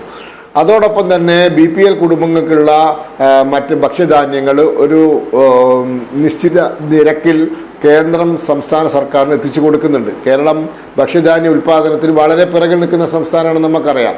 ഭക്ഷ്യസുരക്ഷയുടെ കാര്യത്തിൽ കേരള സർക്കാരിന് വലിയ തോതിൽ തലവേദന അനുഭവിക്കേണ്ട അല്ലെങ്കിൽ ബുദ്ധിമുട്ടേണ്ട ഒരു സാഹചര്യം നിലവിലില്ല. കേരള സർക്കാരിനെ സംബന്ധിച്ചിടത്തോളം ഏറ്റവും കൂടുതൽ അവർ ശ്രദ്ധിക്കേണ്ടത് ആരോഗ്യ മേഖലയാണ്. ഈ ആരോഗ്യ മേഖല, ഞാനിതാ പറഞ്ഞത്, കാരുണ്യ പദ്ധതിയിൽ കുടിശ്ശിക കാരണം പല സർക്കാർ ആശുപത്രികളും പല സ്വകാര്യ ആശുപത്രികളും ഇന്ന് ആ പദ്ധതിയിൽ നിന്നും പിന്മാറി. മരുന്നു കമ്പനികൾക്ക് പണം കൊടുക്കാനുള്ളത് കൊണ്ട് പല മരുന്നു കമ്പനികളും ഇന്ന് സപ്ലൈ അവസാനിപ്പിച്ചിരിക്കുന്നു. നമുക്ക് ഇതാണ് പ്രശ്നം. ഈ തരത്തിൽ ഇപ്പം താങ്കൾ വായിച്ച നിരവധി പദ്ധതികളുടെ കാര്യത്തിൽ സർക്കാർ കൊടുക്കാനുള്ള പണം സമയാസമയങ്ങളിൽ കൊടുക്കാത്തത് കാരണം ആർക്കാണ് ഇതിൻ്റെ ബുദ്ധിമുട്ട് അനുഭവിക്കേണ്ടി വരുന്നത്? മറ്റ് മാർഗമില്ലാതെ മറ്റ് സാമ്പത്തികമായ ശക്തി ഇല്ലാത്തത് കാരണം ആരോഗ്യ രംഗത്ത്, അതായത് ചികിത്സാ ആവശ്യങ്ങൾക്ക് സർക്കാർ ആശുപത്രിയെ മാത്രം ആശ്രയിക്കേണ്ടി വരുന്ന നമ്മുടെ സമൂഹത്തിലെ സാധാരണക്കാരായ ഏറ്റവും സാമ്പത്തികമായി പിന്നാക്കം നിൽക്കുന്ന ആളുകളെ ആണ് ഇത് ബാധിക്കുന്നത്. ഇപ്പോൾ സർക്കാർ ആശുപത്രിയിൽ വരുന്നവരെല്ലാം അത്തരത്തിൽ ആളുകളാണെന്നുള്ള വാദം നമുക്കില്ല. സാമ്പത്തികമായി മെച്ചപ്പെട്ട അവസ്ഥയുള്ള ആളുകളും സർക്കാർ ആശുപത്രിയിൽ വരുന്നുണ്ട്. പക്ഷേ അങ്ങനെയുള്ളവരെ സംബന്ധിച്ചിടത്തോളം സർക്കാർ ആശുപത്രിയിൽ നിന്നും പ്രതീക്ഷിക്കുന്ന സേവനം കിട്ടിയിട്ടില്ലെങ്കിൽ അവർക്ക് വേറെ ഓപ്ഷൻ ഉണ്ട്, അവരുടെ കയ്യിൽ അത് താങ്ങാനുള്ള ശേഷി അവർക്കുണ്ട്. പക്ഷേ ഏറ്റവും സാധാരണക്കാരന് അതില്ലാത്തൊരവസ്ഥ വരുമ്പോൾ അവിടെ ഉണ്ടാകുന്ന പ്രശ്നങ്ങളാണ് ഈ പറയുന്നത്. അപ്പോൾ അതുകൊണ്ട് അതാണ് പ്രയോറിറ്റി. ഞാനതാ പറഞ്ഞത്, മുൻഗണന സർക്കാർ കൊടുക്കേണ്ടത് നമ്മൾ ഭക്ഷ്യസുരക്ഷ ഗവൺമെൻറ്റിന് വലിയൊരു തലവേദന ഇല്ലാത്ത വിഷയമാണ്. അതുകൊണ്ട് ഗവൺമെൻറ് ഏറ്റവും കൂടുതൽ ശ്രദ്ധിക്കേണ്ട ഒരു മേഖല ആരോഗ്യ മേഖലയാണ്. ആരോഗ്യ മേഖലയിൽ വേണ്ട ശ്രദ്ധ പതിപ്പിക്കാൻ സാധിക്കുന്നില്ല. ആരോഗ്യ മേഖലയെ മറ്റു മേഖലകളെ പോലെ ഒരു സർക്കാർ ആഫീസായി കാണാൻ പാടുള്ളതല്ല. അവിടുത്തെ ചട്ടങ്ങളും അവിടുത്തെ നിയമങ്ങളുമൊക്കെ കാലാനുസൃതമായി പരിഹരിക്കണം. ഒരു സർക്കാർ ആശുപത്രിയിൽ എന്തെങ്കിലും പോരായ്മയുണ്ടെങ്കിൽ അല്ലെങ്കിൽ എന്തെങ്കിലും സൗകര്യത്തിൻ്റെ കാര്യത്തിൽ എന്തെങ്കിലും പ്രശ്നങ്ങളുണ്ടെങ്കിൽ അത് പരിഹരിക്കാനും അതിന് വേണ്ട മാറ്റങ്ങൾ വരുത്താനും അടിയന്തരമായി അത് ചെയ്യാനുള്ള അധികാരം ജില്ലാതല ഉദ്യോഗസ്ഥന്മാർക്ക് കൊടുക്കണം. അതിന് തിരുവനന്തപുരം വരെ പോയി സമ്മതം വാങ്ങേണ്ട ഒരു സാഹചര്യം ഉണ്ടാക്കരുത്. അതുകൊണ്ട് താലൂക്ക് ആശുപത്രിയിലെ സൂപ്രണ്ടന്മാർക്ക്, മെഡിക്കൽ കോളേജ് സൂപ്രണ്ടന്മാർക്ക്, അതുപോലെ തന്നെ ജില്ലാ തലത്തിൽ പ്രവർത്തിക്കുന്ന ആരോഗ്യ ഉദ്യോഗസ്ഥന്മാർക്ക് അതിന് വേണ്ട അധികാരവും ഫണ്ടും അവരുടെ ഡിസ്പോസലിന് ആവശ്യമായ ഫണ്ടും അവർക്ക് അത് ചെലവാക്കാൻ ഒരു വലിയ തുക വരെ ചെലവാക്കാനുള്ള സ്വാതന്ത്ര്യവും കൊടുക്കണം. ഇതൊക്കെ കൊടുത്താലേ കാര്യങ്ങൾ സുഗമമായി നടക്കുള്ളൂ. ദൗർഭാഗ്യമെന്ന് പറയട്ടെ, ഈ കാര്യത്തിലൊക്കെ വളരെ പിറകിലാണ് കേരളം ഇപ്പോഴും. മറ്റു സംസ്ഥാനങ്ങളുടെ സ്ഥിതി നമുക്ക് അറിഞ്ഞുകൂടാ. അപ്പം ഫണ്ട് അലോട്ട്മെന്റ് ഉണ്ടായാൽ മാത്രം പോരാ, ഫണ്ട് യൂട്ടിലൈസേഷൻ പ്രോപ്പർ ആയിരിക്കണം. മാത്രവുമല്ല, കോൺട്രാക്ട് പ്രകാരം സപ്ലൈ ചെയ്യുന്ന ആളുകൾക്ക് കൃത്യമായ രീതിയിൽ പണം കൊടുക്കാൻ സാധിക്കണം. ഇല്ലെങ്കിൽ സപ്ലൈ നിന്നു പോകും. അപ്പോൾ സപ്ലൈ നിന്നു പോയാൽ അത് മരുന്നാവട്ടെ, മറ്റ് ഉപകരണങ്ങളാവട്ടെ, മറ്റ് സേവനങ്ങളാവട്ടെ, അത് സംഭവിച്ചാൽ അത് രോഗികളെ അത് ബാധിക്കും, സാധാരണക്കാരനെ ബാധിക്കും. അപ്പോൾ ഈ ഒരു ഉത്തരവാദിത്ത ബോധം അല്ലെങ്കിൽ ഈ ഒരു രീതിയിലുള്ള കാഴ്ചപ്പാട് സംസ്ഥാന സർക്കാരിന് ഉണ്ടാവണം, ആരോഗ്യ വകുപ്പിന് ഉണ്ടാവണം. അതില്ല എന്നുള്ളതാണ് കേരളത്തിൻ്റെ പ്രശ്നം. കേരളം ഇപ്പോഴും മറ്റു സർക്കാർ ആഫീസുകൾ പോലെ പ്രവർത്തിക്കുന്ന ഒരു സ്ഥാപനമായി കേരളത്തിലെ സർക്കാർ ആശുപത്രികൾ മാറിയിരിക്കുന്നു.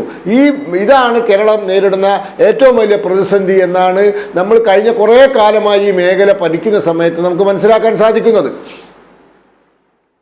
ഡോക്ടർ സജി, നേരത്തെ താങ്കൾ ഇവിടെ സ്റ്റാഫ് ഷോർട്ടേജിനെ കുറിച്ച് പറഞ്ഞു.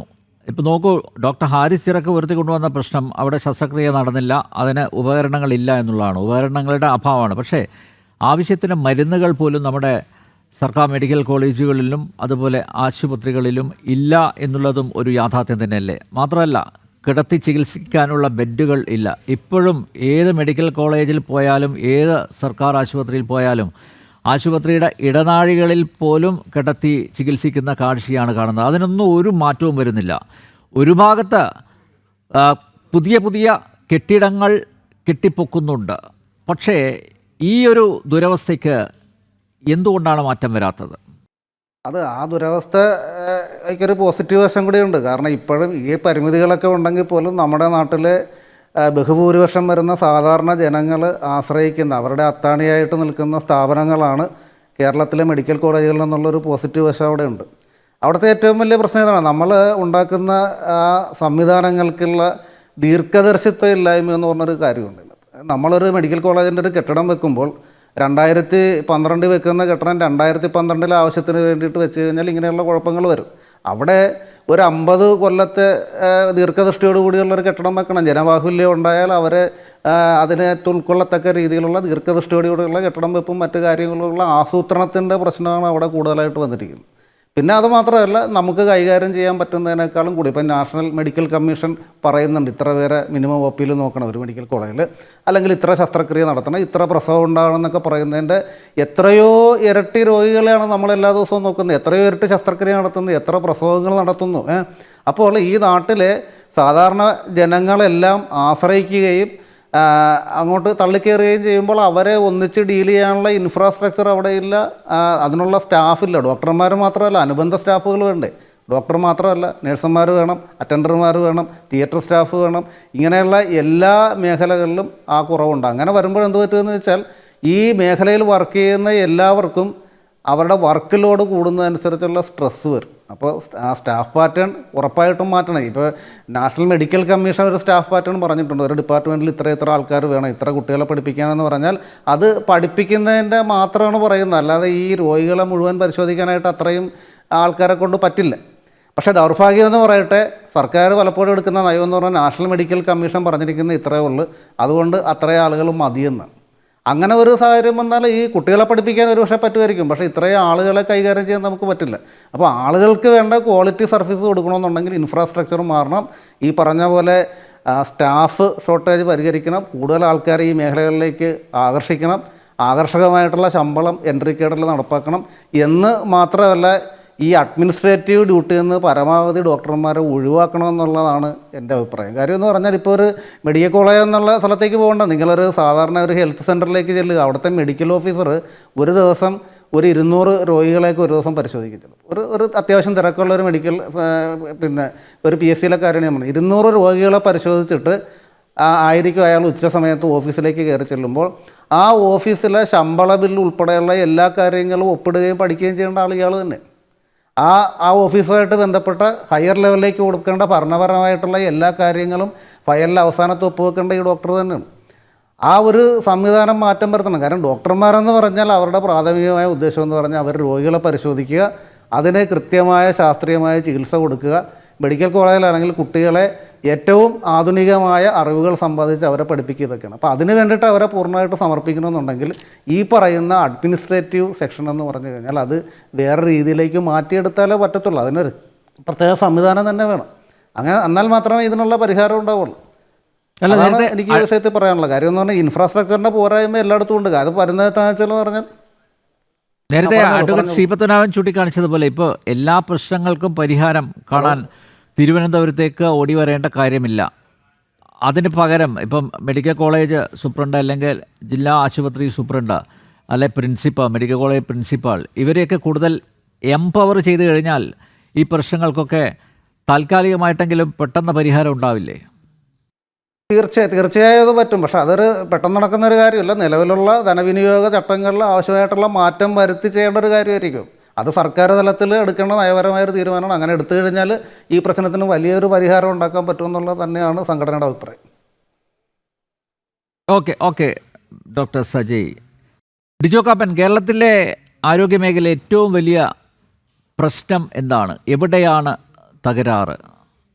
അല്ല, കേരളത്തിന്റെ ആരോഗ്യ മേഖല നമുക്ക് ഈ പറഞ്ഞതുപോലെ മറ്റ് രാജ്യങ്ങളെ, വിദേശ രാജ്യങ്ങളെയൊക്കെ വെച്ച് നോക്കുമ്പം നമ്മൾ ആരോഗ്യരംഗത്ത് വളരെ മുന്നിലാണ്. യൂറോപ്യൻ രാജ്യങ്ങളിലൊക്കെ ഒരു ഡോക്ടറെ കാണണമെങ്കിൽ 1, 2, 3 ചിലപ്പോൾ 6 മാസം കഴിഞ്ഞൊക്കെ ഒരു അപ്പോയിന്റ്മെന്റ് കിട്ടുന്നത്. പക്ഷെ നമുക്കിവിടെ വിളിപ്പുറത്ത് തന്നെ ഡോക്ടർമാരെ കാണാൻ പറ്റും. അത് പാവപ്പെട്ട ആളുകൾ അല്ലെങ്കിൽ സാമ്പത്തികമായി പിന്നോക്കം നിൽക്കുന്ന ആളുകൾ നമ്മുടെ താലൂക്ക് ആശുപത്രിയിലും ജില്ലാ ആശുപത്രിയിലും അവിടുന്ന് റെഫർ ചെയ്യുന്നവർ മെഡിക്കൽ കോളേജിലും പോകും. സമ്പന്നരായിട്ടുള്ള ആളുകൾ ഈ പറഞ്ഞതുപോലെ മെഡിക്കൽ കോളേജിലോട്ട് പോകും. പിന്നെ കൂടുതൽ കോംപ്ലിക്കേറ്റഡ് ആയിട്ടുള്ള പല കേസുകളൊക്കെ ആണെങ്കിൽ സാമ്പത്തികമായി മുന്നോക്കം നിൽക്കുന്നവരും മെഡിക്കൽ കോളേജിനെ ആശ്രയിക്കാറുണ്ട്. പക്ഷെ നമ്മളിവിടെ എപ്പോഴും പറയും കേരളം നമ്പർ 1 ആണ് എന്ന് പറയും. പക്ഷെ നാഷണൽ ഹെൽത്ത് അക്കൗണ്ട്സിന്റെ 2024 കണക്ക് പ്രകാരം കേരളം ഇങ്ങനെ മുന്നിൽ നിൽക്കുന്നത് എന്തുകൊണ്ടാണെന്നും കൂടെ ആ കണക്കിനകത്തുണ്ട്. ഇങ്ങനെ മുടക്കുന്ന പണത്തിന്റെ 32% മാത്രമാണ് സംസ്ഥാന സർക്കാർ മുടക്കുന്നത്. ബാക്കി 68% ഓരോരുത്തരുടെ പോക്കറ്റിൽ നിന്നാണ് പോകുന്നത്. അത് നമ്മൾ കുറെ കൂടെ ഹെൽത്ത് കോൺഷ്യസ് ആയതുകൊണ്ടാണ്. അതേസമയം സാമ്പത്തികമായി നമ്മുടെ അത്രയും ഒന്നും വരുമാനമില്ലാത്ത ആസാമിൽ അത് 64%, ഹിമാചൽ പ്രദേശിൽ അത് 57%, അതുപോലെ തന്നെ തമിഴ്നാട്ടിൽ 52% അവിടുത്തെ സർക്കാരാണ് മുടക്കുന്നത് ആരോഗ്യ പരിപാലന രംഗത്ത്. അപ്പം അതുകൊണ്ട് നമുക്ക് കേരളം മോശമാണെന്ന് നമുക്ക് പറയാൻ പറ്റില്ല. സംസ്ഥാന സർക്കാർ തന്നെ എല്ലാ കാര്യങ്ങൾക്കും മുടക്കണം എന്ന കാര്യത്തിൽ എനിക്ക് അഭിപ്രായമില്ല. സംസ്ഥാന സർക്കാരിന് അതിനുള്ള വരുമാനം ഇല്ല എന്നുള്ളതാണ് ഏറ്റവും വലിയ പ്രശ്നം. പിന്നെ ഇവിടെ ഗവൺമെന്റ് ഇതിനകത്തൊരു പ്രയോറിറ്റി നിശ്ചയിക്കണം. എന്തിനൊക്കെയാണ് നമ്മൾ ഈ പണം മുടക്കുന്നത്? ഇപ്പം ബഹുമാനപ്പെട്ട ധനമന്ത്രിയും അതുപോലെ തന്നെ ആരോഗ്യമന്ത്രിയും തമ്മിൽ വലിയ തർക്കം നടക്കുക. അതായത് കഴിഞ്ഞ ബഡ്ജറ്റിൽ അനുവദിച്ച പണത്തിന്റെ ആർ സി സിക്കൊക്കെ കൊടുത്ത അലോട്ട് ചെയ്ത 14 കോടിയിൽ അല്ല 16 കോടിയിൽ പകുതിയെ കൊടുത്തിട്ടുള്ളൂ. അപ്പം അത് എന്തിനാണ് ആ പണം വകമാറ്റിയെന്നുള്ളതാണ് ഇവിടെ പ്രശ്നം. ഏത് കാര്യത്തിലേക്ക് വേണ്ടിയിട്ട് ഈ പണം വകമാറ്റി? അതെയോ നമുക്ക് ഉദ്ദേശിച്ചതുപോലെ റവന്യൂ കളക്ഷൻ കിട്ടാതെ വന്നിട്ടാണോ എന്നുള്ളതാണ് കേരളം അഭിമുഖീകരിക്കുന്ന ഏറ്റവും വലിയ പ്രശ്നം എന്നാണ് എനിക്ക് തോന്നുന്നത്. നമുക്കറിയാം, ഞാനൊക്കെ ഒരു ക്രിസ്തീയ വിശ്വാസിയാ. ഞങ്ങളെയൊക്കെ പഠിപ്പിച്ചിരിക്കുന്നത് പള്ളിയിൽ അച്ഛനോട്, അതായത് കുമ്പസാരിക്കുമ്പോഴും ഡോക്ടറോടും നുണ പറയരുതെന്നാണ്. അതായത് നമ്മുടെ ഡോക്ടർമാരെയൊക്കെ ഒരു ദൈവതുല്യമായിട്ടാണ് ആളുകൾ കാണുന്നത്. അപ്പം അവരോട് തുടർന്ന് പറയും. അപ്പൊ അവർക്ക് അങ്ങനെ ഒരു സ്ഥാനം സമൂഹത്തിലുണ്ട്. പക്ഷേ ആ സ്ഥാനമുള്ള ആളുകൾക്ക് സത്യത്തിൽ ലൈഫില്ലെന്ന് ഞാൻ എപ്പോഴും പറയും. അവർക്ക് അവരുടെ കുട്ടിയെ ഒന്ന് സ്കൂളിൽ ചെന്ന് കാണാനോ അല്ലെങ്കിൽ അവരുടെ കൂടെ പഠിച്ചവരുടെയോ ബന്ധുക്കളുടെയോ കല്യാണത്തിനൊന്നും പോകാൻ പറ്റിയെന്ന് വരില്ല. അവര് 8 മണിക്കൂർ അല്ലെ 10 മണിക്കൂർ അവർക്ക് സമയം നിശ്ചയിച്ചിട്ടുണ്ടെങ്കിലും ഒരു അത്യാവശ്യ കാര്യത്തിന് ഡോക്ടറെ വിളിച്ചാൽ ഡോക്ടർ അവൈലബിൾ ആയിരിക്കണം. അപ്പൊ അങ്ങനെ സേവനം അനുഷ്ഠിക്കുന്ന ആളുകൾ, ആ ആളുകളിൽ പെട്ട ഒരാളാണ് ഇപ്പം ഒരു തുറന്നു പറച്ചിൽ നടത്തിയിരിക്കുന്നത്. ശസ്ത്രക്രിയ ഉപകരണമില്ലാത്തത് കൊണ്ട് എന്നെ കൊണ്ട് ശസ്ത്രക്രിയ നടത്താൻ പറ്റുന്നില്ല, എനിക്ക് രോഗികളോടാണ് കടപ്പാട്. അദ്ദേഹത്തിന്റെ രാഷ്ട്രീയ കൂറ് ആർക്കും തർക്കമില്ലല്ലോ. അപ്പം അദ്ദേഹം കഴിഞ്ഞ നിലമ്പൂർ തെരഞ്ഞെടുപ്പിന് ശേഷം ഇട്ട ഒരു പോസ്റ്റ് ഇവിടുത്തെ ഒരു DYFI SFI നേതാവ് പോലും ഇടുന്നതിലും തീവ്രമായ ഇടതുപക്ഷ ആഭിമുഖ്യത്തിലുള്ള പോസ്റ്റ് അദ്ദേഹം ഇട്ടെ.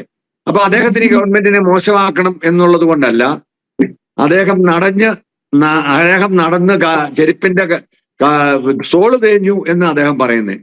അദ്ദേഹം പോയി സർക്കാർ ഉദ്യോഗസ്ഥന്മാരുടെ മുന്നിൽ കൂഞ്ഞു നിൽക്കേണ്ടി വന്നു. ഇപ്പൊ എനിക്ക് മുമ്പേ സംസാരിച്ച ബഹുമാനപ്പെട്ട ഡോക്ടർ ഇവിടെ പറഞ്ഞു ഈ അഡ്മിനിസ്ട്രേഷൻ ചുമതല ഡോക്ടർമാരിൽ നിന്ന് മാറ്റണമെന്ന്. സത്യത്തിൽ അത് മാറ്റേണ്ടത് തന്നെയാണ് എന്റെ അഭിപ്രായം.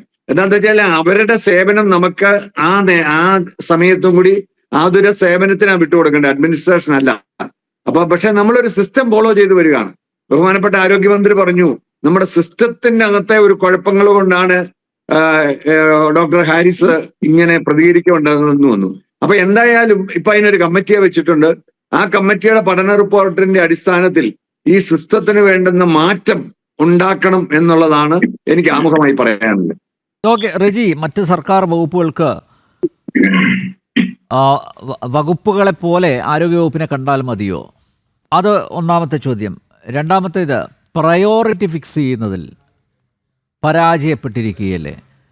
ഇപ്പോൾ ഏതൊക്കെ കാര്യങ്ങൾ, ഏതൊക്കെ ആവശ്യങ്ങൾ മുൻഗണനാ അടിസ്ഥാനത്തിൽ പരിഗണിക്കണം എന്നതിൽ കൃത്യമായിട്ടുള്ളൊരു തീരുമാനത്തിലെത്താൻ പറ്റുന്നില്ലല്ലോ. അതിൽ പേരെ സത്യസന്ധമായ ഒരു ചർച്ചയായിരിക്കണം ഇത് എന്ന് ഞാൻ ആഗ്രഹിക്കുന്നു. കാരണം ആരോഗ്യമായിട്ട് ബന്ധപ്പെട്ടതാണ്. കാരണം ഏറ്റവും കൂടുതൽ നമ്മൾ ശ്രദ്ധിക്കേണ്ട ഒരു വിഷയമായിട്ട് ബന്ധപ്പെട്ട ഇവിടെ ബഹുമാനപ്പെട്ട ഡിജോ കാപ്പൻ തന്നെ 1-2 കാര്യങ്ങൾ പറഞ്ഞു. ലോകത്തിന്റെ മുമ്പിലെ വളരെ മാതൃകാപരമായിട്ടുള്ള ഒരു ഡോക്ടറെ കാണുന്നതിന് പോലും ബുദ്ധിമുട്ടുന്ന വിദേശ രാജ്യങ്ങൾ ഞാനൊക്കെ അറിയാമല്ലോ, ഞാൻ അവിടെ ജീവിച്ചതാണ്. നമുക്ക് വളരെ വസ്തുതാപരമായ കുറെ കാര്യങ്ങൾ അദ്ദേഹം പറഞ്ഞു. ഇനി അതിലേക്ക് ഞാൻ കിടക്കുന്നില്ല. എനിക്ക് പറയാനുള്ളൊരു കാര്യം, ഞാൻ ഇന്ന് ഞാൻ ഒരു ചാനലിലെ കണ്ടുകൊണ്ട് വൈകുന്നേരം സഭയില്ലാത്ത ആ ചാനലിൽ തുടർച്ചയായിട്ട് കാണിച്ചുകൊണ്ടിരുന്ന ഒരു പച്ച നുണ വാർത്ത ഈ വിഭാഗമായിട്ട് ബന്ധപ്പെട്ടതിനെ കുറിച്ച് പറഞ്ഞിട്ട് ഞാൻ പോവാം. ചാനലിന്റെ പേരത്ത് ഞാൻ പറയാൻ ഉദ്ദേശിക്കുന്നില്ല. ഞാൻ കാണുന്ന വൈകുന്നേരം 5-5:30 വാർത്തയെ കാണുന്നത് ലൈവായിട്ടല്ല, അവർ വിഷ്വൽ സഹിതം കാണിക്കുന്നു.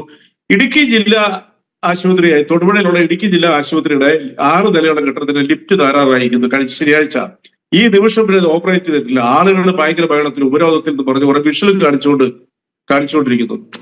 എനിക്കും അമർഷം തോന്നി. കാരണം ശനിയാഴ്ച ഡാമേജ് ആയ ഒരു ലിഫ്റ്റ് ചൊവ്വാഴ്ചയായിട്ട് നന്നാക്കില്ലെന്ന് വെച്ചു. പക്ഷെ സാങ്കേതികപരമായിട്ട് താമസം കൊണ്ടാകാം, ചിലപ്പോൾ അങ്ങനെയൊക്കെ സംഭവിക്കാം. ഞാൻ ആ ഹോസ്പിറ്റലിൽ വിളിച്ചു, ഉത്തരവാദിത്വത്തോട് പറയാം, ആ ഹോസ്പിറ്റലിൽ ഉത്തരവാദിത്തപ്പെട്ടവരോട് ഞാൻ വിളിച്ചു. ഞാൻ ചോദിച്ചു ഈ വാർത്ത ശരിയാണെങ്കിലും അവർ പറഞ്ഞു സാറേ ശനിയാഴ്ച ഉച്ച കഴിഞ്ഞ് ലിഫ്റ്റ് തയ്യാറായി. അത് പഴയ കെട്ടിടത്തിലാണ്, പുതിയ ബിൽഡിങ്ങിന്റെ ലിഫ്റ്റിന് ഒരു കുഴപ്പമില്ല. പക്ഷെ ആ പഴയ ബിൽഡിങ്ങിലാണ് സ്കാനിങ് നടക്കുന്നത്. അത് തിങ്കളാഴ്ച, അതായത് ഇന്നലെ ഉച്ചയ്ക്ക് മുമ്പായിട്ട് തന്നെ അത് കംപ്ലൈന്റ് മാറ്റി ഇന്നലെ മുതൽ രോഗികൾ അതിലെ ആ ലിഫ്റ്റിലൂടെ പോകുന്നു പറഞ്ഞു. അപ്പൊ എത്രയോ നുണകളും കല്ല് വെച്ച കള്ളത്തരങ്ങളാണ് ഈ മാധ്യമങ്ങൾ പുറത്തുവിടുന്നത്. ഇതിന്റെ കോൺസിക്വൻസ് എന്താ? തൊടുപുഴ താലൂക്ക് ആശുപത്രിയിലേക്ക് പോകണ്ട, നിങ്ങൾ രോഗികൾ ചുവന്ന് കയറേണ്ട വരും, സ്വകാര്യ ആശുപത്രിയിലേക്ക് പൊക്കോ എന്ന് പറയാതെ പറയുമല്ലേ? ഇത് തന്നെയല്ലേ തിരുവനന്തപുരം മെഡിക്കൽ കോളേജിലെ ഡോക്ടറെ മിസ്കോട്ട് ചെയ്തത്? അദ്ദേഹം എന്താ പറഞ്ഞത്? അദ്ദേഹം പറഞ്ഞ ഒരു സിസ്റ്റം എന്നുള്ള വാക്ക് പിടിച്ചുകൊണ്ടാണ് അദ്ദേഹം പറഞ്ഞത് ഈ സിസ്റ്റം മുഴുവൻ കേരളത്തിലെ തകരാറാന്ന് പറഞ്ഞത്. അദ്ദേഹം ഒരു ചാനൽ ചർച്ചയിൽ പറഞ്ഞു. അത് കൂടാണ്ട് ഇത് അദ്ദേഹത്തിനെ മിസ്കോട്ട് ചെയ്തപ്പോൾ തന്നെ അദ്ദേഹം മാധ്യമങ്ങളോട് പറഞ്ഞു, ഞാൻ പറഞ്ഞത് എന്റെ ഡിപ്പാർട്ട്മെന്റായ യൂറോളജി, പർട്ടിക്കുലർ ഹോസ്പിറ്റലിലെ യൂറോളജിയുടെ സിസ്റ്റത്തിന് പറഞ്ഞ പ്രശ്നമാണ്. അതേ ആവർത്തിച്ച് പറഞ്ഞിട്ടും കേരളത്തിലെ മെഡിക്കൽ സിസ്റ്റം മുഴുവൻ തകരാറാന്ന് പറയുന്നു. അപ്പൊ ഇതിന്റെ അജണ്ട എന്താ? ഞാൻ നിങ്ങളോട് ഒരു കാര്യം പറയാം. കേന്ദ്ര സർക്കാരിന്റെ തന്നെ റിപ്പോർട്ട്, ആ റിപ്പോർട്ടിന്റെ കോപ്പി എന്റെ അടുത്തുണ്ട്. അവർ റിപ്പോർട്ട് എന്താ പറയുക, കഴിഞ്ഞ വർഷത്തെ റിപ്പോർട്ട് എന്താ പറയുക, അല്ല ഈ അർത്ഥവാർഷികത്തിലെ റിപ്പോർട്ട് എന്താ പറയുന്നത്? ഇത് കേരളം മുഴുവൻ ചർച്ച ചെയ്ത് കഴിഞ്ഞു. എന്താ പറയുന്നത്? ഇന്ത്യയിൽ ഏറ്റവും കൂടുതൽ രോഗികൾക്ക് സൗജന്യമായിട്ട് മരുന്ന് കൊടുക്കുന്ന സംസ്ഥാന സർക്കാർ, ഏറ്റവും കൂടുതൽ രോഗികൾക്കും കമ്പാരിറ്റീവ്ലി ഏറ്റവും കൂടുതൽ എമൗണ്ട് കൊടുക്കുന്നതും കേരളത്തിലാണ്. 50 ലക്ഷം രോഗികൾ, കേവലം 3.5 കോടി ജനങ്ങളുള്ള ഈ കൊച്ചു സംസ്ഥാനത്ത്. ഇവിടുത്തെ ഹോസ്പിറ്റലുകളുടെ കഴിഞ്ഞ ഒരു 10 വർഷങ്ങൾക്ക് മുമ്പുള്ള ഗവൺമെന്റ് ഹോസ്പിറ്റലിൽ കേരളത്തിലെ ജനങ്ങൾ കയറത്തില്ലായിരുന്നു. സർക്കാർ ഹോസ്പിറ്റലിലും സർക്കാർ സ്കൂളുകളിലും. എന്താ കാരണം? അവിടെ പോയ മരുന്നില്ല, ഡോക്ടേഴ്സ് ഇല്ല, പല പ്രാഥമിക ആരോഗ്യ കേന്ദ്രങ്ങളൊക്കെ ചുമ്മാ തുറന്നു നോക്കുമായിരുന്നു. ഇന്ന് അതാണോ അവസ്ഥ? ഒന്ന് ആലോചിച്ച് നോക്കിയേ. അപ്പൊ ഈ സ്വകാര്യ ലോബിയെ സഹായിക്കാൻ വേണ്ടിയിട്ട് ആതുര സേവന രംഗത്തെ പോലും വക്രീകരിക്കുന്ന നിലപാടെടുക്കുന്നതിനെ കേരളം പ്രതിഷേധിക്കണം. സത്യസന്ധമായിട്ട്. അതാണ് ഞാൻ തൊടുപുഴ താലൂക്ക് ആശുപത്രിയുടെ ഉദാഹരണം. അത് ജനന്റീവ് കൊടുത്തെന്ന് എനിക്കറിയില്ല, ഞാൻ കണ്ടില്ല വൈകുന്നേരം. പക്ഷെ ആവർത്തിച്ച് കാണിച്ചുകൊണ്ടിരിക്കുക. ഇതെങ്ങനെയല്ലേ നമ്മുടെ ഗവൺമെന്റ് ഹോസ്പിറ്റലുകളെ വേട്ടയാടിക്കൊണ്ടിരിക്കുന്നത്? ഇനി നമ്മുടെ ഡോക്ടേഴ്സ് ആരാ? അല്ല, ഈ വാർത്ത റിപ്പോർട്ട് ചെയ്തിരുന്നു റിജി, ഈ വാർത്ത റിപ്പോർട്ട് ചെയ്തിരുന്നു. അതായത് ഇപ്പോൾ ഒരു പേഷ്യൻ്റ്, എനിക്ക് എത്ര നിലയുണ്ട് ആ ഹോസ്പിറ്റലിൽ നിന്ന് അറിയില്ല. ഞങ്ങൾ കൊടുത്ത ദൃശ്യം എന്താണെന്ന് വെച്ച് കഴിഞ്ഞാൽ, മുകളിലത്തെ നിലയിലുള്ള ഒരു പേഷ്യൻറ്റിനെ ഇറക്കിക്കൊണ്ടുവന്ന സ്ട്രക്ചറിൽ, അതും അപകടകരമായിട്ടുള്ള നിലയിലാണ് കൊണ്ടുപോകുന്നത് താഴേക്ക്. ആ ദൃശ്യങ്ങൾ കൊടുത്തിട്ടുണ്ടായിരുന്നു. അവിടെ ലിഫ്റ്റ് പ്രവർത്തിക്കുന്നില്ല എന്നുള്ള വാർത്ത കൊടുത്തിരുന്നു. അത് റെക്ടിഫൈ ചെയ്തതായി അറിയില്ല എനിക്ക്. അല്ല അനിൽജി, ഞാൻ ഉത്തരവാദിത്തോടല്ലേ പറയുന്നത്. ഇത് തൊടുപുഴക്കാരൻ കേട്ടോണ്ടിരിക്കുകയല്ലേ. എനിക്ക് അതിനെക്കുറിച്ചൊന്ന് റിയാക്ട് ചെയ്യണം. ഈ ലോകത്തിൽ തകരാറ് വരാത്ത എന്തെങ്കിലും ഒരു സിസ്റ്റം ഈ ഭൂമിയിൽ ഇന്നുവരെ കണ്ടുപിടിച്ചിട്ടുണ്ടോ? സുനിത വില്യംസ് 8ാം ദിവസം കൊണ്ടുവരാന്ന് പറഞ്ഞുകൊണ്ട് സാറ്റലൈറ്റിൽ അവിടെ നമ്മുടെ പേടകത്തിലേക്ക് കൊണ്ടുപോയവർക്ക് 190 ദിവസം കഴിഞ്ഞിട്ടില്ല അവരെ കൊണ്ടുവരാൻ പറ്റുള്ളൂ. നിസ്സഹായമായില്ല ലോകം മുഴുവനും. ഈ പെർഫെക്റ്റ് ആയിട്ടൊരു സിസ്റ്റമോ ഒരു കണ്ടുപിടുത്തോ ലോകത്തിൽ ഇന്നുവരെ നടന്നിട്ടില്ല. ഏറ്റവും നന്നായിട്ട് കൊണ്ടുപോകാന്നുള്ളതാ. മനുഷ്യൻ പോലും മരിച്ചു പോകും. അപ്പൊ ഇങ്ങനെയൊക്കെ ഉള്ള ചെറിയ ചെറിയ ന്യൂനതകളുണ്ട്. ഞാൻ ചോദിക്കട്ടെ, എന്തിന്റെ അർത്ഥത്തില? പിന്നെ ആ ഹോസ്പിറ്റലിലെ ലിഫ്റ്റ് തകരാറാത്ത ഹോസ്പിറ്റലുണ്ടോ? ഞാൻ 2 തവണ ഭീകരമായിട്ട് ലിഫ്റ്റ് തകരാറിൽ കുടുങ്ങിയനാ. നിങ്ങൾക്കറിയാം, അമേരിക്കയിലെ CH ടവർ, ഇപ്പൊ അതിന്റെ പേര് പറയുന്നത് ചിക്കാഗോയിലെ, അവിടെ പലതവണ ഈ ലിഫ്റ്റ് കുടുങ്ങിയിട്ടുണ്ട്. അതാണ് ഈ ലോകത്തിലെ വർഷങ്ങൾക്ക് മുമ്പ് ഏറ്റവും ബെസ്റ്റ് ലിഫ്റ്റ് എന്ന് പറയുന്നത്. ഇതൊക്കെ സംഭവിക്കാം, ടെക്നോളജിയാണ്. ലിഫ്റ്റ് തകരാറും ആകും. എപ്പോഴും ലിഫ്റ്റ് തകരാറാകുന്നത് വലിയൊരു പ്രശ്നമായിട്ട് തന്നെയല്ലേ കാണേണ്ടത്. പിന്നെ നേരത്തെ ഒരു കാര്യം താങ്കൾ പറഞ്ഞു, ഇപ്പോൾ യൂറോളജി ഡിപ്പാർട്ട്മെന്റിലുള്ള ഒരു കുഴപ്പം ആണ് ഡോക്ടർ ഹാരിസ് ചൂണ്ടിക്കാണിച്ചത്. അതിനർത്ഥം ബാക്കി എല്ലാ വകുപ്പുകളും വെൽ എക്വിപ്ഡ് ആണ് എന്നാണോ? അങ്ങനെയാണോ മനസ്സിലാക്കേണ്ടത്? ഇപ്പം നോക്ക്, അദ്ദേഹം ഇങ്ങനെ ഒരു വിഷയം റേസ് ചെയ്തത് കൊണ്ടാണ്, ഇങ്ങനെയൊരു വിഷയം അദ്ദേഹം പൊതു സമൂഹത്തിൻ്റെ ശ്രദ്ധയ്ക്ക് മുന്നിൽ കൊണ്ടുവന്നതുകൊണ്ടാണ് അന്വേഷണം നടത്തിയത്. നോക്കുമ്പോൾ പല മെഡിക്കൽ കോളേജുകളിലും സർക്കാർ ആശുപത്രികളിലും പല വകുപ്പുകളും വേണ്ട രീതിയിൽ കാര്യക്ഷമമായിട്ട് പ്രവർത്തിക്കുന്നില്ല. അതിലേതെങ്കിലും തരത്തിൽ അത് അതിശയോക്തപരമായിട്ട് അവതരിപ്പിച്ചിട്ടുണ്ടെങ്കിൽ ഒന്നറിയില്ല. പക്ഷേ എങ്കിലും യാഥാർത്ഥ്യം അത് തന്നെയല്ലേ. റെജി ലൂക്കോസ്, നമുക്ക് വേണമെങ്കിൽ ഇപ്പോൾ ഇവിടെ അല്ല തിരുവനന്തപുരം മെഡിക്കൽ കോളേജ് ആശുപത്രിയിൽ പോവുക, അല്ലെങ്കിൽ ജനറൽ ആശുപത്രിയിൽ പോവുക, ഇപ്പോഴും നിങ്ങൾക്ക് കാണാം അവിടെ തറയിലാണ് രോഗികൾ കിടക്കുന്നത്. ഈ അവസ്ഥ നല്ലതാണോ? ആരോഗ്യത്തിൻ്റെ കാര്യത്തിൽ നമ്പർ 1 എന്ന് പറയുന്ന കേരളത്തിൽ ഇപ്പോൾ പുറത്തുനിന്ന് ഒരാൾ വന്നു എന്നിരിക്കട്ടെ, പുറത്തുനിന്ന് ഒരാളിപ്പോൾ ഒരു വിദേശി തിരുവനന്തപുരത്ത് ജനറൽ ആശുപത്രിയിൽ പോകുന്നു, അദ്ദേഹം ഈ കാഴ്ച കാണുമ്പോൾ അങ്ങോട്ടേക്ക് കിടക്കുമോ? അവിടാണ് നിങ്ങളുടെ ഭാഷ്യം എന്ന് പറയുന്നത് തെറ്റാണെന്ന് പറയുന്നത്. ഇപ്പൊ നേരത്തെ ഞാനും ഡിജോ കാപ്പനോട് പറഞ്ഞല്ലോ, നിങ്ങൾക്ക് അമേരിക്ക, യൂറോപ്പ്, US പോലുള്ള അല്ല മറ്റേത് രാജ്യങ്ങളിൽ പോയാലും നിങ്ങൾക്ക് ഒരു പല്ലു പറിക്കണമെങ്കിൽ 6 മാസം താമസം വരും. അതേസമയം നമ്മുടെ ഈ ഹോസ്പിറ്റലിൽ വേണ്ട രോഗികളെ ബെഡില്ലാത്തവരിൽ പറഞ്ഞു കൊടുക്കുന്നു പറഞ്ഞാൽ നിങ്ങളുടെ വാർത്ത വേറെ ആയിരിക്കും. നിർധനരായ രോഗികളോട് കാണിക്കുന്ന കണ്ണിച്ചോരയില്ലായ്മ. അവരെ തറയിൽ കിടത്തി അവരോട് പറഞ്ഞിട്ട് നിങ്ങളിവിടെ സുരക്ഷിതമായിട്ട് കിടന്നോളൂ, ഞങ്ങൾ ചികിത്സിക്കാന്ന് പറഞ്ഞാൽ അവരെ പോലും ചികിത്സിക്കുന്ന ഒരു സമ്പ്രദായത്തിനെ നിങ്ങൾ ഇങ്ങനെ പറഞ്ഞത്. ഈ തറയിൽ കിടത്തി ചികിത്സിക്കുന്ന ആ അവസ്ഥയ്ക്ക് എന്തുകൊണ്ടൊരു പരിഹാരം ഉണ്ടാക്കാൻ പറ്റുന്നില്ല? എന്തുകൊണ്ടൊരു ശാശ്വതമായിട്ടുള്ള ഒരു പരിഹാരം ഉണ്ടാക്കാൻ പറ്റുന്നില്ല? അത് പറ. ഞാനൊന്ന് ചോദിക്കട്ടെ, ഒറ്റ കാര്യം. ഒരു ബസ്സിൽ കയറാനൊരു കപ്പാസിറ്റി ഉണ്ട്. സീറ്റിംഗ് കപ്പാസിറ്റി 40 ആണെങ്കിലും 50 ആണെങ്കിൽ അതിലുപരിയായിട്ടുള്ള ആൾ വന്നാലും കയറ്റും. ഒരു തരത്തിലും കയറാൻ പറ്റാത്തൊരു സിസ്റ്റം വന്നു കഴിഞ്ഞിട്ടുണ്ടെങ്കിൽ നിങ്ങൾ എന്തിന്റെ ആ വണ്ടിയുടെ വീതി കൂട്ടുമോ? ഇതൊക്കെ ചുമ്മാ ഇതൊക്കെ ചോദ്യത്തിനോട് ചോദിക്കുന്നത്. നിങ്ങൾ നേരത്തെ കോട്ട് ചെയ്ത ഡോക്ടറുടെ ചോദ്യമാണ് റിലവന്റ് ആയിട്ടുള്ളത്. അതിലേക്ക് ഞാൻ വരാം. ഡോക്ടർ ഒരു ചാനൽ ഡിബേറ്റിലും നേരിട്ടും അദ്ദേഹം പറഞ്ഞെന്താ? അദ്ദേഹം പറഞ്ഞത് ഞാൻ ഉദ്ദേശിച്ചത് എന്റെ ഡിപ്പാർട്ട്മെന്റിൽ മാത്രം ആണ്, തന്നെയുമല്ല കേരളത്തിലെ മെഡിക്കൽ സിസ്റ്റം എന്ന് പറഞ്ഞ ലോകോത്തരമാണ്, ഞാൻ അതിനെ കുറ്റപ്പെടുത്തില്ല എന്നുകൂടെ അദ്ദേഹം പറഞ്ഞു. അത് നിങ്ങൾ കേട്ടിട്ടുണ്ട്, കേരളത്തിലെ ഒരു പ്രമുഖ ചാനലിൽ ഇരുന്ന് അദ്ദേഹം ഡിബേറ്റിൽ പറഞ്ഞതാ. അങ്ങനെയാണ് ഒരു ഡോക്ടർ ഒരു സിസ്റ്റത്തിന് വരുന്നത്. പക്ഷെ ഗവൺമെന്റ് ഇങ്ങനെ ആക്ട് ചെയ്തേ, അതുകൂടെ അനിൽ നമ്പ്യാരെന്ന് ഓർത്തേ. ബഹുമാനപ്പെട്ട മന്ത്രി ചടുലമായി നീങ്ങി, അവരത് അംഗീകരിച്ചു. ആ ഡോക്ടറെ ഒരിക്കലും ഒരു പ്രതികാരത്തോട് സംസാരിച്ചിട്ട് അദ്ദേഹത്തിന്റെ ട്രാക്ക് റെക്കോർഡിനെ അപ്രീഷിയേറ്റ് ചെയ്തു. എന്നിട്ട് എന്താ പറഞ്ഞേ? ഇമ്മീഡിയറ്റ് ആയിട്ട് പരിഹരിക്കും. ഇന്ന് എയർലിഫ്റ്റ് ചെയ്തു, ഇന്നലെ ഇവിടുന്ന് ഹൈദരാബാദിൽ നിന്ന്, അത് റെക്ടിഫൈ ചെയ്ത് കഴിഞ്ഞു. സിസ്റ്റത്തിനൊക്കെ തകരാറ് വരുന്നത് അദ്ദേഹം പറഞ്ഞേ. ഇവിടെ കഴിഞ്ഞ ഒരു മാസം മുമ്പല്ലേ അൾട്ടിമേറ്റ് ആയിട്ടും സിസ്റ്റം കംപ്ലൈന്റ് വരെ വരികയായിരുന്നു. ലോകവിശ്വസിച്ച ഒരു വിമാനം തകർന്ന് 242 യാത്രക്കാരും മറ്റുള്ളവർ മരിച്ചുപോയത് അല്ലേ? അതൊക്കെ പറയുമ്പോൾ നിങ്ങളൊരു കാര്യം മനസ്സിലാക്കി, കേരളത്തിലെ ഇതൊക്കെ ഭൂമിയിൽ നടക്കുന്ന കാര്യങ്ങളാ. ഭൂമിയിൽ നടക്കുന്ന കാര്യങ്ങളാ. ഈ ഭൂമിയിൽ തകരാറിന് പറ്റാത്ത ഒരു സംഭവം ഇല്ല. പക്ഷെ ആ തകരാറിന് പരിഹരിക്കുക, അതിനെ കണ്ടുപിടിക്കുക. അതിന് കേരളത്തിലെ ഗവൺമെന്റ് ആശുപത്രികളെ മുഴുവൻ വേട്ടയാടി 10,000 രൂപ മുടക്കി കേരളത്തിൽ മുക്കിനും മൂലയിലും കൂണ് പോലെ മുളച്ചു വന്നിരിക്കുന്ന സ്വകാര്യ ആശുപത്രികൾക്ക് കൊള്ളയടിക്കാനുള്ള അവസരം കൊടുക്കുന്നതിനെ ശക്തമായിട്ട് ഞാൻ പ്രതിഷേധിക്കുന്നു. എനിക്ക് ഒരു വാചകം കൂടെ പറയാൻ അനുവദിക്കണം. സബ്ജക്റ്റുമായിട്ട് ബന്ധപ്പെട്ട അനിൽ നമ്പ്യാർ അത് അംഗീകരിക്കുന്നു ഞാൻ പ്രതീക്ഷിക്കുന്നു. അനിൽ നമ്പ്യാറിന് അറിയാലോ, ആതുര സേവന രംഗം എന്ന് പറയുന്ന ഡെഡിക്കേറ്റഡ് ആയിട്ടുള്ള പ്രൊഫഷനാണ്. ആ പ്രൊഫഷണൽ ചരിത്രത്തിന്റെ ഭാഗമായിട്ട് ആ രംഗത്ത് ശോഭിച്ചിട്ടുള്ള പല ഹോസ്പിറ്റലുകൾക്കെതിരെ കേരളത്തിൽ കഴിഞ്ഞ 6-7 വർഷമായിട്ട് അതിനെ തകർക്കാനുള്ള ഒരു ലോബിയുണ്ട്. അറിയാം, ഞാനൊക്കെ പ്രതികരിച്ചിട്ടുള്ളവനാ. ഞങ്ങളുടെ തന്നെ കോട്ടയം ജില്ലയിലെ പാല ഡയോസിസിന്റെ മെഡിസിറ്റി എന്ന് പറയുന്ന ചേർപ്പുകല ഒരു ഹോസ്പിറ്റല് ഈ ശരിക്കും ചുരുങ്ങിയ കാലം കൊണ്ട് ലോകത്തിന് ശ്രദ്ധ നേടി. അതിനെ തകർക്കാൻ വേണ്ടിയിട്ട് ഈ ലോബി മറ്റു ചില ലക്ഷ്യം വെച്ചുകൊണ്ട് അവിടെ കുറെ നേഴ്സുമാരെയൊക്കെ സംഘടിപ്പിച്ച് സമരം നടത്തി വ്യാപകമായിട്ട് ആ ഹോസ്പിറ്റലിൽ പടി കയറിയ മരിക്കുമെന്ന് പറഞ്ഞുകൊണ്ട് കുപ്രചരണം നടത്തി. നിങ്ങൾ ആലോചിക്കേ. അതുപോലെ തൃശ്ശൂർ ജൂബിലി ഹോസ്പിറ്റല്, അങ്ങനെ ഒരുപാടുണ്ട്. പർട്ടിക്കുലർ ആയിട്ടുള്ള ഒരു വിഭാഗത്തിനെ മാത്രം ലൊക്കേറ്റ് ചെയ്തുകൊണ്ട് തകർക്കാൻ ശ്രമിക്കുന്നത് എന്തിനു വേണ്ടിയിട്ടാ? മറ്റൊരു ലോബിയുടെ തഴച്ചു വളരൽ ഇവിടെ വെള്ളം ഒഴിച്ചു കൊടുക്കുക അവര് വളരാൻ വേണ്ടിയിട്ട്. ഇതൊക്കെ കേരളം തിരിച്ചറിയേണ്ടത്. അങ്ങനെയാണ്. ഒരു കാര്യം ചോദിച്ചോട്ടെ, PK ശ്രീമതി ആരോഗ്യമന്ത്രിയായിരിക്കുന്ന സമയത്ത് ക്ലിനിക്കൽ എസ്റ്റാബ്ലിഷ്മെന്റ് ബില്ല് അവതരിപ്പിച്ചിരുന്നു. ഇപ്പോൾ അതിൻ്റെ അവസ്ഥ എന്താണെന്ന് എനിക്കറിയില്ല. സ്വകാര്യ ആശുപത്രികളെ നിയന്ത്രിക്കാൻ മാത്രമല്ല അവിടുത്തെ ഈ നിരക്ക് ഒക്കെ ഏകീകരിക്കുക, അങ്ങനെ ഒരു ഉദ്ദേശത്തോടു കൂടിയാണ് ആ ബില്ല് അവതരിപ്പിച്ചത്.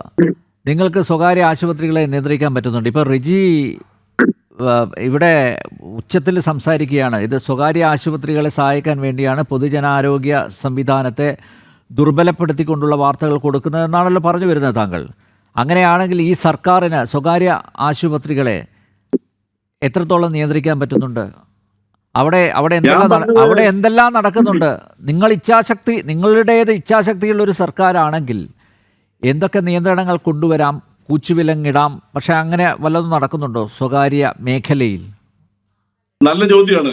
ഞാന് സ്വകാര്യ മേഖലകളിലുള്ള ഹോസ്പിറ്റലിലെ അടങ്ങലല്ല പറഞ്ഞത്. ആതുര സേവന രംഗത്ത് ചരിത്രം സൃഷ്ടിച്ചിട്ടുള്ളത് സ്വകാര്യ മേഖലയിൽ നിന്നുള്ള ഭാഷ്യത്തിൽ പറയുന്നത്. അത് ഞാൻ കൃത്യമായിട്ട് ഇവിടെ പറഞ്ഞു. അതുകൊണ്ട് എല്ലാ സ്വകാര്യ ആശുപത്രി പറഞ്ഞിട്ടില്ല. പക്ഷേ കോടികൾ മുടക്കി കൂണ് പോലെ മുളച്ച് ഇപ്പോൾ രോഗികളെ കിട്ടാത്ത, ഞാനത് അടിയുറച്ച് പറയുന്നു, അവർക്ക് വേണ്ടി ഒരു ലോബിയുടെ വർക്ക് ചെയ്യുന്നുണ്ട്. അനിൽ നമ്പ്യാർ അംഗീകരിച്ചേ പറ്റൂ. That's true. അല്ലെങ്കിൽ ഞാൻ ചോദിക്കട്ടെ, കേരളത്തിന്റെ പ്രാഥമിക ആരോഗ്യ കേന്ദ്രം മുതൽ നമ്മുടെ മെഡിക്കൽ കോളേജ് വരെ നിങ്ങൾ എടുക്കൂ. ഞാൻ ഇന്നലെ ഉണ്ടായ അനുഭവം പറയാം. കോട്ടയം മെഡിക്കൽ കോളേജിനെ കുറിച്ച് പോലും വ്യാജ വാർത്ത ഉണ്ടായി ഇന്നലെ മാധ്യമങ്ങളിൽ. ഇന്നത് കാണുന്നില്ല. ഞാൻ എന്തൊക്കെ നാടിനെടുത്താ ഞാൻ അന്വേഷിച്ചപ്പോഴുണ്ടല്ലോ, ഞെട്ടിപ്പോയി. കോട്ടയം മെഡിക്കൽ കോളേജിലേക്ക് ഒരു രോഗി വന്ന് കയറിയാൽ അവിടെ നിങ്ങൾക്ക് പാവങ്ങളെ മാത്രമല്ല കാണുന്നത്, എല്ലാ വിഭാഗത്തിൽപ്പെട്ട ആളുകളെയും കേരളത്തിലെ പ്രാഥമിക ആരോഗ്യ കേന്ദ്രം പോലും കാണാൻ. എന്തുകൊണ്ടാ? അത്രയ്ക്ക് ജനങ്ങളുമായിട്ട് ഇടപഴകി ഏറ്റവും അപ്ഡേറ്റഡ് ആയിരിക്കുന്നു നമ്മുടെ മെഡിക്കൽ സിസ്റ്റം എന്ന് പറയുന്നത്. ആർക്കും അത് നിഷേധിക്കാൻ പറ്റുന്നില്ല. അപ്പോൾ സ്വാഭാവികമായിട്ട് ഇല്ലാ കഥ, ഇപ്പൊ തൊടുപുഴ താലൂക്ക് ആശുപത്രിയുടെ ഞാൻ പറഞ്ഞില്ലേ, ഇല്ലാ കഥകൾ രചിച്ച് പാവപ്പെട്ട ജനങ്ങളെ തെറ്റിദ്ധരിപ്പിച്ച് അവന്റെ പോക്കറ്റ് കടിച്ച് അവന്റെ ജീവിതം മുഴുവൻ തകർത്ത് അവന്റെ സ്വത്തും തട്ടിയെടുക്കുന്ന ഈ സ്വകാര്യ ചില ലോബികൾ, അത് എല്ലാവരും അല്ല, എല്ലാ ഹോസ്പിറ്റലും അല്ല. അതായത് നേരത്തെ പോലെ കരസ്പർശം കൊണ്ട് ആത്മീയത പോലും സ്പർശിക്കുന്ന നല്ല ആശുപത്രികൾ ഇവിടെ ഉണ്ട് ചരിത്രത്തിന്റെ ഭാഗമായിട്ട്. അതില്ലെന്ന് ഞാൻ അത് കോട്ടിലാണ് പറഞ്ഞത്. അവർക്ക് വേണ്ടിയിട്ട് നടത്തുന്ന നാടകങ്ങൾ അറിയാം. അവൻ ഒറ്റ ഉദാഹരണം പറയാം. കോഴിക്കോട് മെഡിക്കൽ കോളേജിനെ കുറിച്ച് നിരന്തരമായിട്ട് പച്ചക്കള്ളങ്ങൾ വാർത്ത വരുന്നുണ്ട്. അവിടെ തീ പിടിച്ചതിനെ പോലും വക്രീകരിച്ചു. കോഴിക്കോട് മൊബൈൽ ബസ് സ്റ്റാൻഡ് തീ പിടിച്ചപ്പോൾ ഇവരൊന്നും തുറന്നില്ല. തീപിടുത്തത്തിന്റെ ലോകത്തിലല്ലേ, ലോസ് ആഞ്ചൽസ് തീപിടുത്തം ഉണ്ടായി. ആ പ്രദേശം മുഴുവൻ കത്തി നശിച്ചിട്ട് 4 മാസം കൊണ്ടാണ് തീ അടച്ചേ. ഇവിടെ 1 മണിക്കൂർ കൊണ്ട് അടച്ചു. അത് ഓപ്പൺ ചെയ്യുന്നൊരു താമസം എന്ന് പറഞ്ഞുകൊണ്ട് മെഡിക്കൽ കോളേജ് കൊള്ളത്തില്ല, മെഡിക്കൽ കോളേജ് അതാണ് ഇതാണ്, കാലും കൈ വെട്ടിമാറ്റി എന്നൊക്കെ പറയും. എന്തെല്ലാം കഥകളുണ്ടായി. 10,000-കണക്കിന് ചികിത്സ കേരളത്തിലെ ഒരാശുപത്രിയിലാണ് പുഴുവരിച്ച നിലയിൽ ഒരു രോഗിയെ കണ്ടത്. മാത്രമല്ല, താങ്കൾക്കറിയാം, തിരുവനന്തപുരം ജനറൽ ആശുപത്രിയിലെ കുപ്രസിദ്ധമായ 9-ാം വാർഡ് അല്ലേ, കണ്ണേ മടങ്ങുക എന്ന തലക്കെട്ടോടെ വാർത്ത വന്നതാണ്. ഇതേപോലെ നമ്മൾ ഇരുന്ന് ചർച്ച ചെയ്തതുമാണ് അതൊക്കെ. അതൊന്നും മറന്നു പോകരുത്. ഇല്ലെന്ന് ഞാൻ പറഞ്ഞല്ലോ, പൂർണ്ണതയിൽ എത്തിയിരിക്കുന്ന ഒരു സംവിധാനമില്ല. പ്രത്യേകിച്ച് ആരോഗ്യ ഡിപ്പാർട്ട്മെന്റ് ബന്ധപ്പെടുമ്പോൾ അവിടെ ചെറിയ അപകടങ്ങൾ വരും. ചിലപ്പോൾ കറണ്ട് പോകും. അപ്പൊ ജനറേറ്റർ ചിലപ്പോൾ ഒരു പക്ഷേ അത് ഡിസോർഡർ ആയിരിക്കും. ഇതൊക്കെ ലോകത്തിൽ എവിടെയുണ്ട്, ലോകത്തിൽ എവിടെ നടക്കുന്ന കാര്യങ്ങളാണ്. പക്ഷെ അത് എങ്ങനെയാണ് സർക്കാർ ഹാൻഡിൽ ചെയ്യുന്നത്? അത് റെക്ടിഫൈ ചെയ്ത് മറുപടി കൊടുക്കുന്നുണ്ടോ? ഇതാണ് നമ്മൾ അറിയേണ്ടത്. അതിൽ ഞാൻ ചോദിക്കട്ടെ, വിദേശ രാജ്യത്തെ എത്ര പൗരന്മാർ നമ്മുടെ സർക്കാർ ആശുപത്രിയിൽ വരുന്നുണ്ട്? ഓൾ ഓവർ ഗൾഫ്, അതുപോലെ ടാൻസാനിയ, സാംബിയ പോലെ, നൈജീരിയ പോലുള്ള രാജ്യങ്ങളിലെ പൗരന്മാര്, മലേഷ്യൻ പൗരന്മാരൊക്കെ ഇന്ന് നമ്മുടെ മെഡിക്കൽ കോളേജുകളിലേക്ക് വരുവാണ്. എന്തുകൊണ്ടാ? അവര് ലോകം മുഴുവൻ സഞ്ചരിക്കാനുള്ള പവർ ഉള്ളവരാ. പക്ഷെ അവർ വരുന്നത് എന്തുകൊണ്ടാ? ഏറ്റവും നല്ല ട്രീറ്റ്മെന്റ് ഇമ്മീഡിയറ്റ് ആയിട്ട്. നിങ്ങൾ സർക്കാർ ആശുപത്രിയിൽ ബോർഡ് നിങ്ങൾ കേരളത്തിൽ എവിടെ കണ്ടാൽ നിങ്ങൾക്ക് കയറി അന്നേരം ഡോക്ടറെ കാണാം. ഈ ഭൂമിയിൽ എവിടെയെങ്കിലും കാണാൻ പറ്റുമോ? നിങ്ങൾക്ക് പറയൂ, മറുപടി പറയൂ. ഓക്കെ, എന്തായാലും ആരോഗ്യ മേഖലയിലെ വിദഗ്ധൻ ആയിട്ടുള്ള ഡോക്ടർ SS ലാലും എത്തിയിട്ടുണ്ട്. താങ്കളുടെ ചോദ്യത്തിന് അദ്ദേഹം മറുപടി പറയും. ഡോക്ടർ SS ലാൽ, കേരളത്തിൻ്റെ ആരോഗ്യ മേഖല ഒരു ഈജിയൻ തൊഴുത്തായിട്ടാണ് എനിക്ക് അനുഭവപ്പെട്ടത്. എൻ്റെ ഈ 28 വർഷത്തെ മാധ്യമ പ്രവർത്തനത്തിനിടയിൽ അന്ന് തുടക്കത്തിൽ എന്ത് റിപ്പോർട്ട് ചെയ്തോ ഇന്നും അത് റിപ്പോർട്ട് ചെയ്തുകൊണ്ടിരിക്കുന്നു. മരുന്നില്ല, മതിയായ ബെഡില്ല, പിന്നെ അതുപോലെ തറയിൽ കിടത്തി ചികിത്സിക്കുന്നു. ഇതിനൊന്നും ഒരു മാറ്റം ഇല്ല.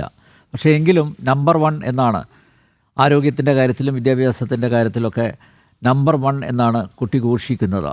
ഈ തൊഴുത്ത് അത് വൃത്തിയാക്കാൻ പറ്റുമോ? താങ്കൾക്ക് പ്രതീക്ഷയുണ്ടോ?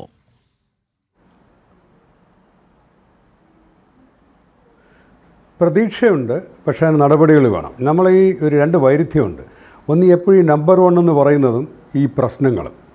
ഇപ്പോൾ നമ്പർ 1 എന്ന് പറയുന്നത് നമുക്ക് ആയുർദൈർഘ്യം ഉള്ളതുകൊണ്ടും മാതൃമരണ നിരക്ക് കുറവായതുകൊണ്ട്, ശിശുമരണ നിരക്ക് കുറവായതുകൊണ്ടും ഒക്കെയാണ്. ഇത് സ്വാതന്ത്ര്യം കിട്ടുന്നതിന് മുമ്പേ നമുക്ക് മറ്റ് സംസ്ഥാനങ്ങളെ അപേക്ഷിച്ച് കുറവാണ്. അപ്പോൾ നമുക്ക് പല കാര്യങ്ങളിലും പല സൂചകങ്ങളിലും നമ്മൾ മുന്നിലായതുകൊണ്ട് നമ്മുടെ എല്ലാ പ്രശ്നങ്ങളും പരിഹരിച്ചു എന്ന് അർത്ഥമില്ല. നമ്മൾ അതുപോലെ കമ്പയർ ചെയ്യുന്ന ഇന്ത്യയിലെ മറ്റ് സംസ്ഥാനങ്ങളുമായിട്ടാണ്. കേരളവുമായിട്ടാണ് താരതമ്യപ്പെടുത്തേണ്ടത്. നമ്മുടെ കുട്ടി പരീക്ഷയ്ക്ക് മാർക്ക് വാങ്ങിക്കുമ്പോൾ തോറ്റ കുട്ടിയുടെ മാർക്കുമായിട്ടല്ല നോക്കേണ്ടത്. നമ്മുടെ കുട്ടി ഓരോ പ്രാവശ്യവും ഇമ്പ്രൂവ് ചെയ്യുന്നതുകൊണ്ടാണ് നോക്കേണ്ടത്. ഇവിടെയാണ് 1-ാം സ്ഥാനം എന്ന് പറയുമ്പോൾ എവിടുത്തെ 1-ാം സ്ഥാനം എന്നൊരു പ്രശ്നം അങ്ങുണ്ട്. എന്നാൽ ചില കാര്യങ്ങൾ നമ്മൾ വളരെ മുന്നിലാണ്. ഇപ്പോൾ സ്ത്രീകളുടെ ആരോഗ്യത്തിന് അല്ലെങ്കിൽ ആയുർദൈർഘ്യം അമേരിക്കയ്ക്ക് തുല്യമാണ്, 80ആണ്. പക്ഷേ അമേരിക്കയിൽ 80കാർ കാറോടിച്ച് നടക്കുമ്പോൾ നമ്മുടെ ഇവിടെ 80കാരികൾ കിടപ്പാണ്. ഈ ഒരു വ്യത്യാസം അറിയണം. തല എണ്ണിയാൽ പോരാ, അവരുടെ ക്വാളിറ്റി ഓഫ് ലൈഫ് നോക്കണം. അപ്പോൾ ഇങ്ങനെ ഇനി 1-ാം നമ്പർ എന്ന് പറയുമ്പോൾ തന്നെ ആത്മഹത്യയിലാണ് 1-ാം നമ്പർ ഇന്ത്യയിൽ. അപ്പോൾ ബീഹാറിനോട് പറയാൻ പറ്റില്ല, ആത്മഹത്യ കേരളത്തെ കണ്ടുപിടിക്കാൻ പറയാൻ പറ്റില്ല. കൊളസ്ട്രോളിൻ്റെ കാര്യത്തിൽ, ഡയബറ്റിസിൻ്റെ കാര്യത്തിൽ, അമിതവണ്ണത്തിൻ്റെ കാര്യത്തിൽ, ഇത്തരം ഒരുപാട് റോഡ് അപകടങ്ങളുടെ കാര്യത്തിൽ 3-ാം സ്ഥാനമാണ് ഇന്ത്യയിൽ. മഹാരാഷ്ട്രയും തമിഴ്നാടും കഴിഞ്ഞ് കേരളത്തിലാണ് ഏറ്റവും കൂടുതൽ റോഡ് അപകട മരണം ഉണ്ടാകുന്നത്. ഒരു ദിവസം 10-15 പേരെ മരിച്ചു പോകുന്നത്. ഇതിനൊന്നും കേരളം മാതൃകയല്ല. അപ്പോൾ നമ്മൾ കേരളം എല്ലാം നമ്പർ 1ആണ്, ഇനി ഒന്നും ചെയ്യാനില്ല എന്ന് പറയുന്നത് ജനങ്ങളെ തെറ്റിദ്ധരിപ്പിക്കലാണ്, ആരോഗ്യ പ്രവർത്തകരെ തെറ്റിദ്ധരിപ്പിക്കലാണ്, നമ്മുടെ ലക്ഷ്യങ്ങൾ തെറ്റിദ്ധരിപ്പിക്കലാണ്. ഞാൻ പിന്നെ ഒരുപാട് രാജ്യങ്ങളിൽ ജനീവയിലൊക്കെ പ്രവർത്തിച്ച ആളാണ്. ലോക ബാങ്കുമായിട്ട് ബന്ധപ്പെട്ട് ഇവിടെ പണം കൊണ്ടുവരികയും ചെയ്ത ആളാണ്. നമ്മൾ കേരളത്തിൻ്റെ അറിയുമ്പോൾ പറയും, ഒന്നും വേണ്ട, അവിടെ എല്ലാം തികഞ്ഞു. ഇതാണ് ഇവിടെയാണ് പ്രശ്നം. നമ്പർ 1 നമ്മുടെ കുട്ടിക്ക് ക്ലാസ്സിൽ ഫസ്റ്റ് ആയിക്കഴിഞ്ഞാൽ അതോടെ എല്ലാ പഠിത്തവും നിർത്തൂ, ഫീസ് നിർത്തൂ, പുസ്തകം വായിക്ക് നിർത്തൂ. അത് മെയിൻറ്റെയിൻ ചെയ്യാനാണ് പാട്. 40 കിടക്കുന്ന ബീഹാറുകാരന് 80 വരാൻ എളുപ്പമാണ്. 90 കിടക്കുന്ന മലയാളിക്ക് 91 പാടാണ് കേരളത്തിന്. അത് വേണ്ടേ? അത് നമുക്ക് ഇനി മുന്നോട്ട് ഒരുപാട് പോകാനുണ്ട്. അത് മാത്രമല്ല, ഒരു കേരളത്തിലെ ആരോഗ്യരംഗം അല്ലെങ്കിൽ എവിടുത്തെ ആരോഗ്യരംഗം എന്നൊരു പാലം കെട്ടുമ്പോൾ തീരുന്ന പ്രശ്നം പോലെയല്ല. കടത്തുകാരൻ അല്ലെങ്കിൽ നീന്തിക്ക് പോകേണ്ട സ്ഥലത്തൊരു പാലം കെട്ടുമ്പോൾ ആ കടത്ത് പ്രശ്നം അല്ലെങ്കിൽ ട്രാൻസ്പോർട്ടേഷൻ പ്രശ്നം തീരും. ആരോഗ്യം അങ്ങനെയല്ല. ഈ ഓരോ നിമിഷം അനുനിമിഷം ഇത് മാറിക്കൊണ്ടിരിക്കുകയാണ്. 4 വർഷം മുമ്പ് നമുക്ക് കോവിഡ് എന്നൊരു അണുവിനെ പറ്റി അറിയില്ല. കോവിഡ് വന്നപ്പോൾ എല്ലാം നമ്മൾ താറുമാറായില്ലേ. അപ്പോൾ പുതിയ പ്രശ്നങ്ങൾ, പിന്നെ കേരളത്തിൽ ജനങ്ങൾ കൂടുതൽ ജീവിച്ചിരിക്കുന്നുകൊണ്ടുള്ള പ്രശ്നങ്ങൾ, ജീവിതശൈലി രോഗങ്ങൾ, ജീവിച്ചിരിക്കുമ്പോഴേ അസുഖം വരുള്ളൂ. അപ്പോൾ ഇങ്ങനെ അനുദിനം നമ്മൾ പ്രശ്നങ്ങൾ അഭിമുഖീകരിച്ചുകൊണ്ടിരിക്കുകയാണ്.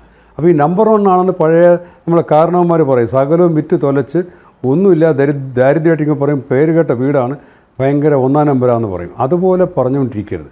അങ്ങനെ പറയുന്നുണ്ടെന്നൊരു അപകടമുണ്ട്. മറുവശത്ത് പ്രതീക്ഷ ഉണ്ടോ എന്ന് ചോദിക്കുമ്പോഴത്തേക്ക് കേരളത്തിൽ പ്രതീക്ഷ നമ്മൾ കൊടുക്കേണ്ട ജനങ്ങളിലാണ്. കേരള ആരോഗ്യത്തിൽ ഒരുപാട് മുന്നോട്ട് പോയിരിക്കുന്നത് കേരളത്തിലെ ആരോഗ്യ അവബോധമാണ്, സ്ത്രീകളുടെ സാക്ഷരതയാണ്. അതുകൊണ്ടാണ് വീടുകളിൽ വൃത്തിയുള്ളത്. അപ്പോൾ ഇതെല്ലാം ഇനി ഞാനൊരു പ്രൊഫസറാണ്, മെഡിക്കൽ പ്രൊഫസറാണ്. ഞങ്ങൾ നടത്തിയൊരു പഠനമുണ്ട് കോവിഡ് കാലത്ത് കേരളത്തിൽ മാസ്ക് ഉപയോഗിച്ച് 95% ഒരു പോലീസ് ഓടിക്കാതെ. അതവൻ്റെ ആരോഗ്യ അവബോധമാണ്. അപ്പോൾ അതിന് കേരളത്തിലെ ജനങ്ങൾക്കല്ലേ കൈയടി കൊടുക്കേണ്ടത്. അസുഖം വന്നു കഴിഞ്ഞാൽ പാവപ്പെട്ട സംസ്ഥാനങ്ങളിൽ അവൻ പോവില്ല, എത്തോടെ പോട്ടെ എന്ന് വിചാരിക്കും. കേരളം അങ്ങനെയല്ല. കേരളം ആദ്യം പോകും മെഡിക്കൽ കോളേജ്. അതുകൊണ്ടാണ് മെഡിക്കൽ കോളേജ് തിരക്ക് വരുന്നത്. നമുക്ക് ആരോഗ്യം എന്ന് പറയുന്നത് ഒരു പെട്ടെന്ന് എവിടെ നിന്നും കടയിൽ നിന്ന് വാങ്ങിക്കാവുന്നതല്ല, ഒരു നിരന്തരമായ പ്രോസസ്സാണ്. അതാണ് ഇവിടെ മറന്നു പോകുന്നത്. ഇനി കേരളത്തിൽ ഇപ്പോൾ വന്നിരിക്കുന്ന പ്രശ്നം, ഒരു ഡോക്ടർ ഹാരിസ് അത് ധൈര്യം കാണിച്ചാണ്. ഇതൊക്കെ ഒറ്റപ്പെട്ട സംഭവം എന്നൊക്കെ രാഷ്ട്രീയത്തിന് വേണ്ടി പറയും. ഞാൻ രാഷ്ട്രീയം പറയാൻ വേണ്ടിയല്ല വന്നത്. UDF ഉണ്ടാക്കിയ പുതിയ ആരോഗ്യ കമ്മീഷൻ്റെ അധ്യക്ഷൻ കൂടിയാണ്. അപ്പോൾ ഞാനും കൂടെ ചേർന്നിട്ട് കേരളത്തിൽ ആരോഗ്യം എങ്ങനെ മെച്ചപ്പെടുത്താമെന്ന് ആലോചിക്കാൻ വേണ്ടി വന്നതാണ്. നമ്മളിവിടെ LDFന് ഒരു പ്രത്യേക രോഗമാണ്, UDFന് രോഗമാണ്, അല്ലെങ്കിൽ LDFനൊരു അസുഖം, അങ്ങനെയൊന്നുമല്ല, അല്ലെ BJPക്ക് അസുഖം, അങ്ങനെയല്ല. ഇത് ജനങ്ങളുടെ പ്രശ്നമാണ്. ഈ കേരളത്തിലെ ആശുപത്രികൾ മെച്ചപ്പെട്ടാൽ, മെഡിക്കൽ കോളേജ് മെച്ചപ്പെട്ടാൽ അനിലിനും ഈ റജിക്കും എനിക്കൊക്കെ ഒരുപോലെയാണ് ഉപയോഗപ്പെടുന്നത്. അപ്പോൾ കേരളത്തിലെ മെഡിക്കൽ കോളേജുകൾ പരാജയപ്പെടുന്നുള്ളൊരു യാഥാർത്ഥ്യമാണ്. ഈ നമ്മുടെ ഇതെല്ലാം വിളിച്ചു പറഞ്ഞ ഡോക്ടർ ഹാരിസിന് മുമ്പുണ്ടായിരുന്നത് എൻ്റെ ക്ലാസ്മേറ്റാണ് യൂറോളജിയിൽ. അയാളും കൈക്കൂലി വാങ്ങാത്ത ഡോക്ടറാണ്. അയാൾ പ്രോവിഡൻറ്റ് ഫണ്ട് ലോൺ എടുത്താണ് അവിടുത്തെ ശസ്ത്രക്രിയ ഉപകരണങ്ങൾ വാങ്ങിച്ചുകൊണ്ടിരുന്നത്. അതൊരു യാഥാർത്ഥ്യമാണ്. അത് പറയുമ്പോഴത്തേക്കും നമ്മൾ ആ ഗവൺമെൻറ് ഈ ഗവൺമെൻറ് ഒരു ഗവൺമെൻറ്റൊന്നും പ്രശ്നമല്ല. ഈ 2 ഗവൺമെൻറ്റുകളാണ് എല്ലാം ശരിയാക്കിയെങ്കിൽ അപ്പോൾ പഴയ LDF ഗവൺമെൻറ്റുകളൊന്നും ചെയ്തില്ലേ? ഗവൺമെൻറ്റുകൾ കോൺട്രിബ്യൂട്ട് ചെയ്യുന്നുണ്ട്. കേരളത്തിൽ വയറിളക്ക രോഗം കുറവാണ് മറ്റ് സംസ്ഥാനങ്ങളെ അപേക്ഷിച്ച്. കാരണം ഇവിടെ 41 നദികൾ കേരളത്തിലേക്ക് ഒഴുകുന്നതുകൊണ്ടാണ്. അത് ഏതെങ്കിലും സർക്കാർ ഏർപ്പെടുത്തിയതാണോ? അപ്പോൾ ഇങ്ങനെ വിഷയത്തെ വ്യത്യസ്തമായി കാണാം. പക്ഷേ ഇപ്പോൾ പ്രശ്നങ്ങളുള്ളപ്പോൾ പഴയ ഏതെങ്കിലും മരിച്ചുപോയ മുഖ്യമന്ത്രിയെ കുറ്റം പറയാൻ പറ്റും. ഇപ്പോൾ ഗവൺമെൻറ് ഭരിക്കുന്ന ആരാണോ അവരോട് ചോദ്യങ്ങൾ ചോദിക്കും. അന്നേരം നമ്മൾ അസഹിഷ്ണുത കാണിച്ചിട്ട് കാര്യമില്ല. ഈ ഡോക്ടർ സരിനെ ഹാരിസിനെ നമ്മൾ അഭിനന്ദിക്കുകയാണ് വേണ്ടത്. കാരണം ഞങ്ങളൊക്കെ ഒരുപാട് വർഷങ്ങളായിട്ട് പറഞ്ഞിരുന്ന പ്രശ്നത്തെ പലപ്പോഴും രാഷ്ട്രീയമായിട്ട് കടിച്ചമർത്തി പറയാൻ സമ്മതിക്കാതെ വെച്ചിരുന്നതാണ്. 4 വർഷം മുമ്പ് ഞങ്ങൾ പറഞ്ഞു അവിടെ സിസ്റ്റം തകരാറാണ്. കോവിഡ് വന്ന വാർഡിൽ കിടന്ന് ഒരു പാവപ്പെട്ട രോഗിയെ പുഴുവരിച്ചപ്പോൾ ഞാൻ പറഞ്ഞത് രോഗിയല്ല പുഴുവരിച്ചത്, ആരോഗ്യവകുപ്പിനാണ് പുഴുവരിച്ചതെന്ന്. അന്ന് മുഖ്യമന്ത്രി പറഞ്ഞ ആളുടെ തലയ്ക്കാണ് പുഴുവരിച്ചതെന്ന്. എനിക്ക് വിഷമമില്ല, കാരണം നമുക്ക് തിരിച്ചങ്ങനെ പറയാൻ പറ്റില്ല. പക്ഷേ അതല്ല ഇവിടെ വിഷയം. സിസ്റ്റത്തിന് തകരാറുണ്ട്. എന്നാലും മന്ത്രി അറിയാതെ പറഞ്ഞു പോയി. ഇനിയിപ്പോൾ അംഗീകരിച്ച സ്ഥിതിക്ക് നാം സിസ്റ്റത്തിൻ്റെ പ്രശ്നം പരിഹരിക്കാനാണ് നോക്കേണ്ടത്. ഇതിനൊന്നും ഒരൊറ്റ മൂലിയില്ല. ഇപ്പോൾ തുടക്കം തൊട്ട് പറയാം, ആരോഗ്യമന്ത്രി അസംബ്ലിയിൽ പറഞ്ഞായിരുന്നു ഇവിടെ രോഗികളുടെ എണ്ണം കൂടിയാണ് പ്രശ്നം. അതിലേക്ക് അത് തിരിച്ചു വരികയും ചെയ്യാം. രോഗികളുടെ എണ്ണം കൂടുമ്പോൾ എന്താ വേണ്ടത്? സൗകര്യങ്ങൾ കൂട്ടണ്ടേ? ഇന്നലെ ധനമന്ത്രി എന്താ പറഞ്ഞത്? ഞങ്ങൾ പൈസ വെട്ടിക്കുറച്ചിട്ടില്ല, പൈസ കൂട്ടിയെന്ന് ധനമന്ത്രി പറഞ്ഞിട്ടില്ല. ആരോഗ്യം മെച്ചപ്പെട്ട രീതിയിൽ നടക്കുന്ന നാടുകളിൽ, അമേരിക്കയിൽ പോലും 16% ആരോഗ്യരംഗത്ത് നിക്ഷേപം GDPയുടെ. നമ്മുടെ ഇവിടെ ഇപ്പോഴും 2% താഴെയാണ് നമ്മുടെ ആരോഗ്യരംഗത്ത് നിക്ഷേപം. ബജറ്റിൽ തുക കൂട്ടണം. ധനമന്ത്രി പറഞ്ഞ് കുറച്ചിട്ടില്ല എന്ന്. ആരോഗ്യമന്ത്രി പറയാൻ രോഗികളുടെ എണ്ണം കൂടുകയാണ്. അപ്പോൾ ധനമന്ത്രി വർഷം തോറും ബജറ്റിൽ കൂടുതൽ വേണം. പുതിയ പ്രശ്നങ്ങൾ വരാൻ രോഗികളുടെ എണ്ണം കൂടുകയല്ലേ? ഡോക്ടർ ലാൽ, നേരത്തെ ഞാൻ കണക്ക് അവതരിപ്പിച്ചിരുന്നു. അതായത് ഏകദേശം 10,000 കോടി കുടിശ്ശികയുണ്ട്. മരുന്ന് വാങ്ങിയ ഇനത്തിലും അല്ലാതെയും പല പല പദ്ധതികൾ, കാരുണ്യ ആരോഗ്യ സുരക്ഷാ പദ്ധതി, അതുപോലെ ആരോഗ്യ കേരളം പദ്ധതി, കാരുണ്യ ബെനവലൻറ്റ് ഫണ്ട്, കുടിശ്ശിക ഏകദേശം 10,000 കോടി രൂപയ്ക്ക് അടുത്തുണ്ട്. മുന്നോട്ട് പോകാൻ പറ്റാത്ത അവസ്ഥ. ഈ മന്ത്രി പോലും ഇതെങ്ങനെയെങ്കിലും കഷ്ടിച്ച് ഈ മന്ത്രിസഭാകാലം തീരട്ടെ എന്ന് വിചാരിച്ച് കാത്തിരിക്കുന്നതാണ് എനിക്കറിയാം. കാരണം അവരിതിനകത്തൊരു വിദഗ്ധയില്ല, അവർ കഴിവുള്ള സ്ത്രീയാണ്. പക്ഷെ അവർക്ക് പറ്റാത്തൊരു വകുപ്പും അവർക്ക് അതിനുള്ള ഉപദേശകരുമില്ല, റിസോഴ്സ് മൊബിലൈസേഷൻ നോക്കുന്നില്ല. ഇപ്പോൾ തന്നെ പല ചർച്ച ഞാനിവിടെ കേട്ടു. അതൊരു തെറ്റിദ്ധാരണയുണ്ട്. കേരളത്തിലുൾപ്പെടെ എല്ലായിടത്തും സ്വകാര്യ മേഖല മോശമാണെന്ന് പറയും. സ്വകാര്യ മേഖല എപ്പോഴാണ് ഉണ്ടാകുന്നത്? സർക്കാർ മേഖല പരാജയപ്പെടുമ്പോൾ, അല്ലെങ്കിൽ അവിടെ വിടവുണ്ടാകുമ്പോഴാണ്. സ്വകാര്യ മേഖല പലപ്പോഴും സഹായിക്കേണ്ടതാണ്. ഇപ്പം നമ്മളെല്ലാവരും ഓട്ടോറിക്ഷ കയറുന്നില്ലേ, ടാക്സി കയറുന്നില്ലേ, ഊബറിൽ കയറുന്നില്ലേ, പ്രൈവറ്റ് ബസ്സിൽ കയറുന്നില്ലേ? ഇത് സ്വകാര്യ മേഖലയല്ലേ? ഇത് നിരോധിച്ചാൽ കേരളത്തിൽ യാത്ര ചെയ്യാൻ പറ്റുമോ? പക്ഷെ എന്താണ് ചെയ്യുന്നത്? ഓട്ടോറിക്ഷക്കാരനും ടാക്സിക്കാരനും പ്രൈവറ്റ് ബസ്സുകാരനും എത്ര ചാർജ് ചെയ്യണമെന്ന് ഗവൺമെൻറ്റാണ് തീരുമാനിക്കുന്നത്. അതാണ് റെഗുലേഷൻ. കേരളത്തെ പ്രൈവറ്റ് ആശുപത്രികളെ പൂട്ടിക്കാൻ നോക്കി കോവിഡ് വന്നപ്പോൾ, വെള്ളം കുടിച്ചു പോയി നമ്മളെല്ലാം. പിന്നെ പ്രൈവറ്റ് ആശുപത്രികൾ തുറന്നുകൊണ്ടാണ് ആളെ രക്ഷിക്കാൻ നോക്കിയത്. കേരളത്തിൽ 70% പേരും ആശ്രയിക്കുന്ന സ്വകാര്യ ആശുപത്രിയാണ്. അപ്പോൾ സ്വകാര്യ ആശുപത്രി നമ്മുടെ ഒരു മുതൽക്കൂട്ടാണ്. അവിടെ അഴിമതി നടക്കാതിരിക്കാൻ, അല്ലെങ്കിൽ പാവപ്പെട്ടവൻ്റെ നിന്ന് കൂടുതൽ പണം വാങ്ങാതിരിക്കാനായിട്ടുള്ള സംവിധാനം ഉണ്ടാക്കണം. മാത്രമല്ല പാവപ്പെട്ടവർ അവിടെ ചെന്ന് പെടരുത്. അവന് സർക്കാർ ആശുപത്രികളിൽ ഭേദപ്പെട്ട സൗകര്യങ്ങൾ ഉണ്ടാക്കണം. ഞാനിപ്പോൾ ഒരു അപകടം കഴിഞ്ഞിട്ടിരിക്കുകയാണ്. ഞാൻ തിരുവനന്തപുരം മെഡിക്കൽ കോളേജിൽ പഠിച്ച ആളാണ്. അവിടെ 2 വർഷം കോളേജ് യൂണിയൻ ചെയർമാനായിരുന്ന ആളാണ്. എൻ്റെ ക്ലാസ്മേറ്റ്സാണ് അവിടുത്തെ സകല പ്രൊഫസർമാരും. പക്ഷെ അപകടം പറ്റി ഞാൻ പ്രൈവറ്റ് ആശുപത്രിയിലാണ് വന്നത്. കാരണം എനിക്കറിയാം മെഡിക്കൽ കോളേജിൽ കൊണ്ടുപോയാലുള്ള അവസ്ഥ. ഞാൻ റോഡിൽ മൃതപ്രായനായി കിടന്ന ഒരാളെ ആംബുലൻസിൽ ഞാൻ എടുത്തുകൊണ്ട് പോയി തിരുവനന്തപുരം മെഡിക്കൽ കോളേജിൽ. അയാൾ സ്ട്രെച്ചറിൽ കിടത്താൻ തന്നെ പാടുപെട്ടു. കൂടെ വന്ന ആംബുലൻസ് ഡ്രൈവർ അയാൾ പോയി കളഞ്ഞു. എനിക്ക് ആശുപത്രിക്ക് അകത്തുനിന്ന് പറയാൻ കഴിയുന്നില്ല ഒരു രോഗിയെ കൊണ്ടുവന്നിട്ടുണ്ടെന്ന്. ഞാൻ നോക്കുമ്പോൾ ഒരാളെ കാവലിരുത്തിയിട്ട് അകത്ത് പോയപ്പോൾ ഡോക്ടർമാരും നഴ്സുമാരും കിടന്ന് നെട്ടോട്ട് ഓടുകയാണ്. എനിക്ക് വിഷമം തോന്നി. ഞാനും പഠിച്ച കോളേജാണ്. അവർക്ക് ശ്വാസം ഇടാൻ വയ്യാതെ അങ്ങോട്ട് അത്ര ഇരട്ടി രോഗികളാണ്. താങ്ങാൻ പറ്റാത്തത്ര രോഗികളെയും കൊണ്ടാണ് വന്നിരിക്കുന്നത്. അപ്പോൾ ഭയങ്കര കൺജഷനാണ്. അപ്പോൾ സ്വകാര്യ ആശുപത്രികളിൽ പണമുള്ളവർ പോയി കഴിഞ്ഞാൽ ഇവിടെ കുറേ കൺജഷൻ കുറയാനുമുണ്ട്. സ്വകാര്യ ആശുപത്രികൾ തെറ്റാണെന്ന് മോശമാണെന്ന് പറയുന്നത് തെറ്റായ പ്രചരണമാണ്. അത് ഇരട്ടത്താപ്പമാണ്. ഞാൻ ചോദിച്ചോട്ടെ, ശ്രീമാൻ അച്യുതാനന്ദൻ ഇപ്പോൾ എവിടെയാണ് കിടക്കുന്നത്? നമ്മളെല്ലാവരും ഇഷ്ടപ്പെടുന്ന, അദ്ദേഹം ബഹുമാനിക്കുന്ന മുൻ മുഖ്യമന്ത്രി സ്വകാര്യ ആശുപത്രി ചികിത്സ കിടക്കുകയാണ്. തിരുവനന്തപുരം മെഡിക്കൽ കോളേജാണ് ഏറ്റവും നല്ലെങ്കിൽ അങ്ങോട്ട് കൊണ്ടുപോകണ്ടേ? ഇപ്പോൾ രക്ഷപ്പെടാൻ വേണ്ടി പറയുന്നില്ല തിരുവനന്തപുരം മെഡിക്കൽ കോളേജിൽ എല്ലാം ഉണ്ടെന്ന്. അല്ല, നമുക്ക് എല്ലാവർക്കും അറിയാം. ഇതൊന്നും പറയണ്ട, നമ്മൾ ഈ ചർച്ചയിൽ വേണ്ട. അവർ തിരുവനന്തപുരം മെഡിക്കൽ കോളേജിനകത്തൂടെ ഒരു പാസ് എടുത്ത് അകത്തൂടെ കടന്നു വന്നു കഴിഞ്ഞാൽ തിരുവനന്തപുരം മെഡിക്കൽ കോളേജിലെ ബാത്റൂമുകൾ യൂസ് ചെയ്യാൻ പറ്റും, മനുഷ്യന് യൂസ് ചെയ്യാൻ പറ്റും. മൃഗങ്ങൾക്ക് പരാതി പറയാൻ പറ്റില്ല. മനുഷ്യന് ഉപയോഗിക്കാൻ പറ്റാത്ത ടോയ്ലറ്റുകളാണ്. ഇതൊക്കെ മാനേജ്മെൻറ്റ് പ്രശ്നമാണ്. ഇത് പരിഹരിക്കാതെ തിരുവനന്തപുരം മെഡിക്കൽ കോളേജ് എല്ലാം ശരിയാണ്, ആ ഡോക്ടറെ ആക്രമിക്കാൻ നോക്കേണ്ടത്. മാധ്യമങ്ങൾ നിങ്ങൾ ഇടപെട്ടുകൊണ്ടാണ് ഇപ്പോൾ ആ ഡോക്ടർ ഹൈറിസ് രക്ഷപ്പെട്ടിരിക്കുന്നത്. അല്ലെങ്കിൽ ആളെ പണി എടുത്ത് വീട്ടിൽ ഇരുത്തിയേനെ. അങ്ങനെയാണ് ഇവിടെ നടന്നുകൊണ്ടിരിക്കുന്നത്. അപ്പോൾ നമ്മൾ പ്രശ്നം അംഗീകരിക്കണം. നമുക്കെല്ലാവരും ഒരുമിച്ച് ചേർന്ന് നിൽക്കണം. വിഭവ സമാഹരണം ഉണ്ടാകണം. ലോണുകൾ എടുക്കണം. അല്ലെങ്കിൽ പുതിയ മൊബിലൈസ് ചെയ്യാൻ ഞാൻ കൊണ്ടുവന്നിട്ടുണ്ട് പണം WHO ഇരിക്കുമ്പോൾ. ഇതിപ്പോൾ സാധ്യമാണ്. പക്ഷേ പ്രശ്നം എന്താണ്? ഇവിടെ ആരുടെ സഹായം വേണ്ട, കേന്ദ്ര സഹായം വേണ്ട, ലോക സഹായം വേണ്ട, ഞങ്ങളുടെ എല്ലാം ഉണ്ട്, ഞങ്ങൾ നമ്പർ 1. ഈ നമ്പർ 1 എന്നുള്ള പറച്ചിൽ നമ്മുടെ കുട്ടിയെ പാഴിക്കളയുന്നത്. അവൻ എപ്പോൾ ഒരിക്കൽ ക്ലാസ് ഫസ്റ്റ് വാങ്ങിച്ചു, അല്ല 1-2 വിഷയം മെച്ചമാണ്. അവൻ ആ സ്കൂളിലെ ഫസ്റ്റ് നാട് മുഴുവൻ പറഞ്ഞെടുത്ത് അവൻ്റെ സകല പഠിപ്പ് നിർത്തിക്കുന്ന പരിപാടിയാണിത്. കേരളത്തിൽ ആരോഗ്യരംഗം അടിമുടി തകർന്നിരിക്കുകയാണ്. ഞാൻ 2 കാര്യം കൂടെ പറയാം. കേരളത്തിൽ ഒരു ആരോഗ്യ നയമുണ്ട്. നിങ്ങൾ ആരെങ്കിലും ഇതിനെപ്പറ്റി സംസാരിക്കുന്നുണ്ടോ? ഇവിടെ ഡോക്ടർ ഇക്ബാൽ ഉണ്ടാക്കിയ ഒരു ആരോഗ്യ നയമുണ്ട്. മന്ത്രി ആരും ആരോഗ്യ നയത്തെപ്പറ്റി പറയുന്നില്ല. ഞങ്ങൾ ആരോഗ്യ നയം അനുസരിച്ചാണ് ഭരണം നടത്തുന്നത്. അവരെന്താ പറയാത്തത്? അപ്പോൾ ആരോഗ്യ നയം ഉണ്ടാക്കിയൊരു ഷെൽഫി വെച്ചിട്ടുണ്ട്. ഈ മന്ത്രി പാസ്സാക്കിയ ഒരു പൊതുജനാരോഗ്യ ബില്ലുണ്ട്. അതിനകത്ത് വൃത്തിയായിട്ട് എഴുതി വെച്ചിട്ടുണ്ട്, കേരളത്തിൻ്റെ ആരോഗ്യത്തിൻ്റെ അധികാരി എന്ന് പറഞ്ഞ ആരോഗ്യവകുപ്പ് ഡയറക്ടറാണ്. ഈ ഇരിക്കുന്ന എത്ര പേർക്ക് ആരോഗ്യവകുപ്പ് ഡയറക്ടർ അറിയാൻ കണ്ടിട്ടുണ്ട്? ആരോഗ്യവകുപ്പ് ഡയറക്ടർമാർ നയിച്ചിരുന്ന ഒരു ഡിപ്പാർട്ട്മെൻറ്റാണ് കേരളത്തിലെ ആരോഗ്യവകുപ്പ്. അവരുടെ നേതൃത്വത്തിൽ. കാരണം 10-25-26 വയസ്സിൽ ആരോഗ്യവകുപ്പിൽ കയറിയിട്ട് 50 വയസ്സ് കഴിയുമ്പോൾ ആരോഗ്യവകുപ്പ് ഡയറക്ടറാകുന്ന ആൾക്കാരാണ്. അവർ പല മേഖലയിലൂടെ കടന്ന് പല നേതൃത്വ പദവിയിൽ ഇരുന്നിട്ട് വന്നിട്ട് പിന്നെ അവരുടെ ചുറ്റും കുറേ അഡീഷണൽ ഡയറക്ടർമാരുണ്ട്. ഇവർ മുഴുവൻ പേരും നിരാശരാണ്. ആരോഗ്യവകുപ്പ് ഡയറക്ടർമാർ രാജിവെച്ചിട്ട് പോയി കളഞ്ഞു കോവിഡ് സമയത്ത്. അത് കഴിഞ്ഞിട്ട് 2 വർഷം ഇവിടെ ആരോഗ്യവകുപ്പ് ഡയറക്ടർ ഇല്ലായിരുന്നു. ആ സസി ഒഴിഞ്ഞു കിടന്നു. ഇപ്പോൾ ഉള്ള ആളിനെ എങ്ങും വിളിക്കാറില്ല.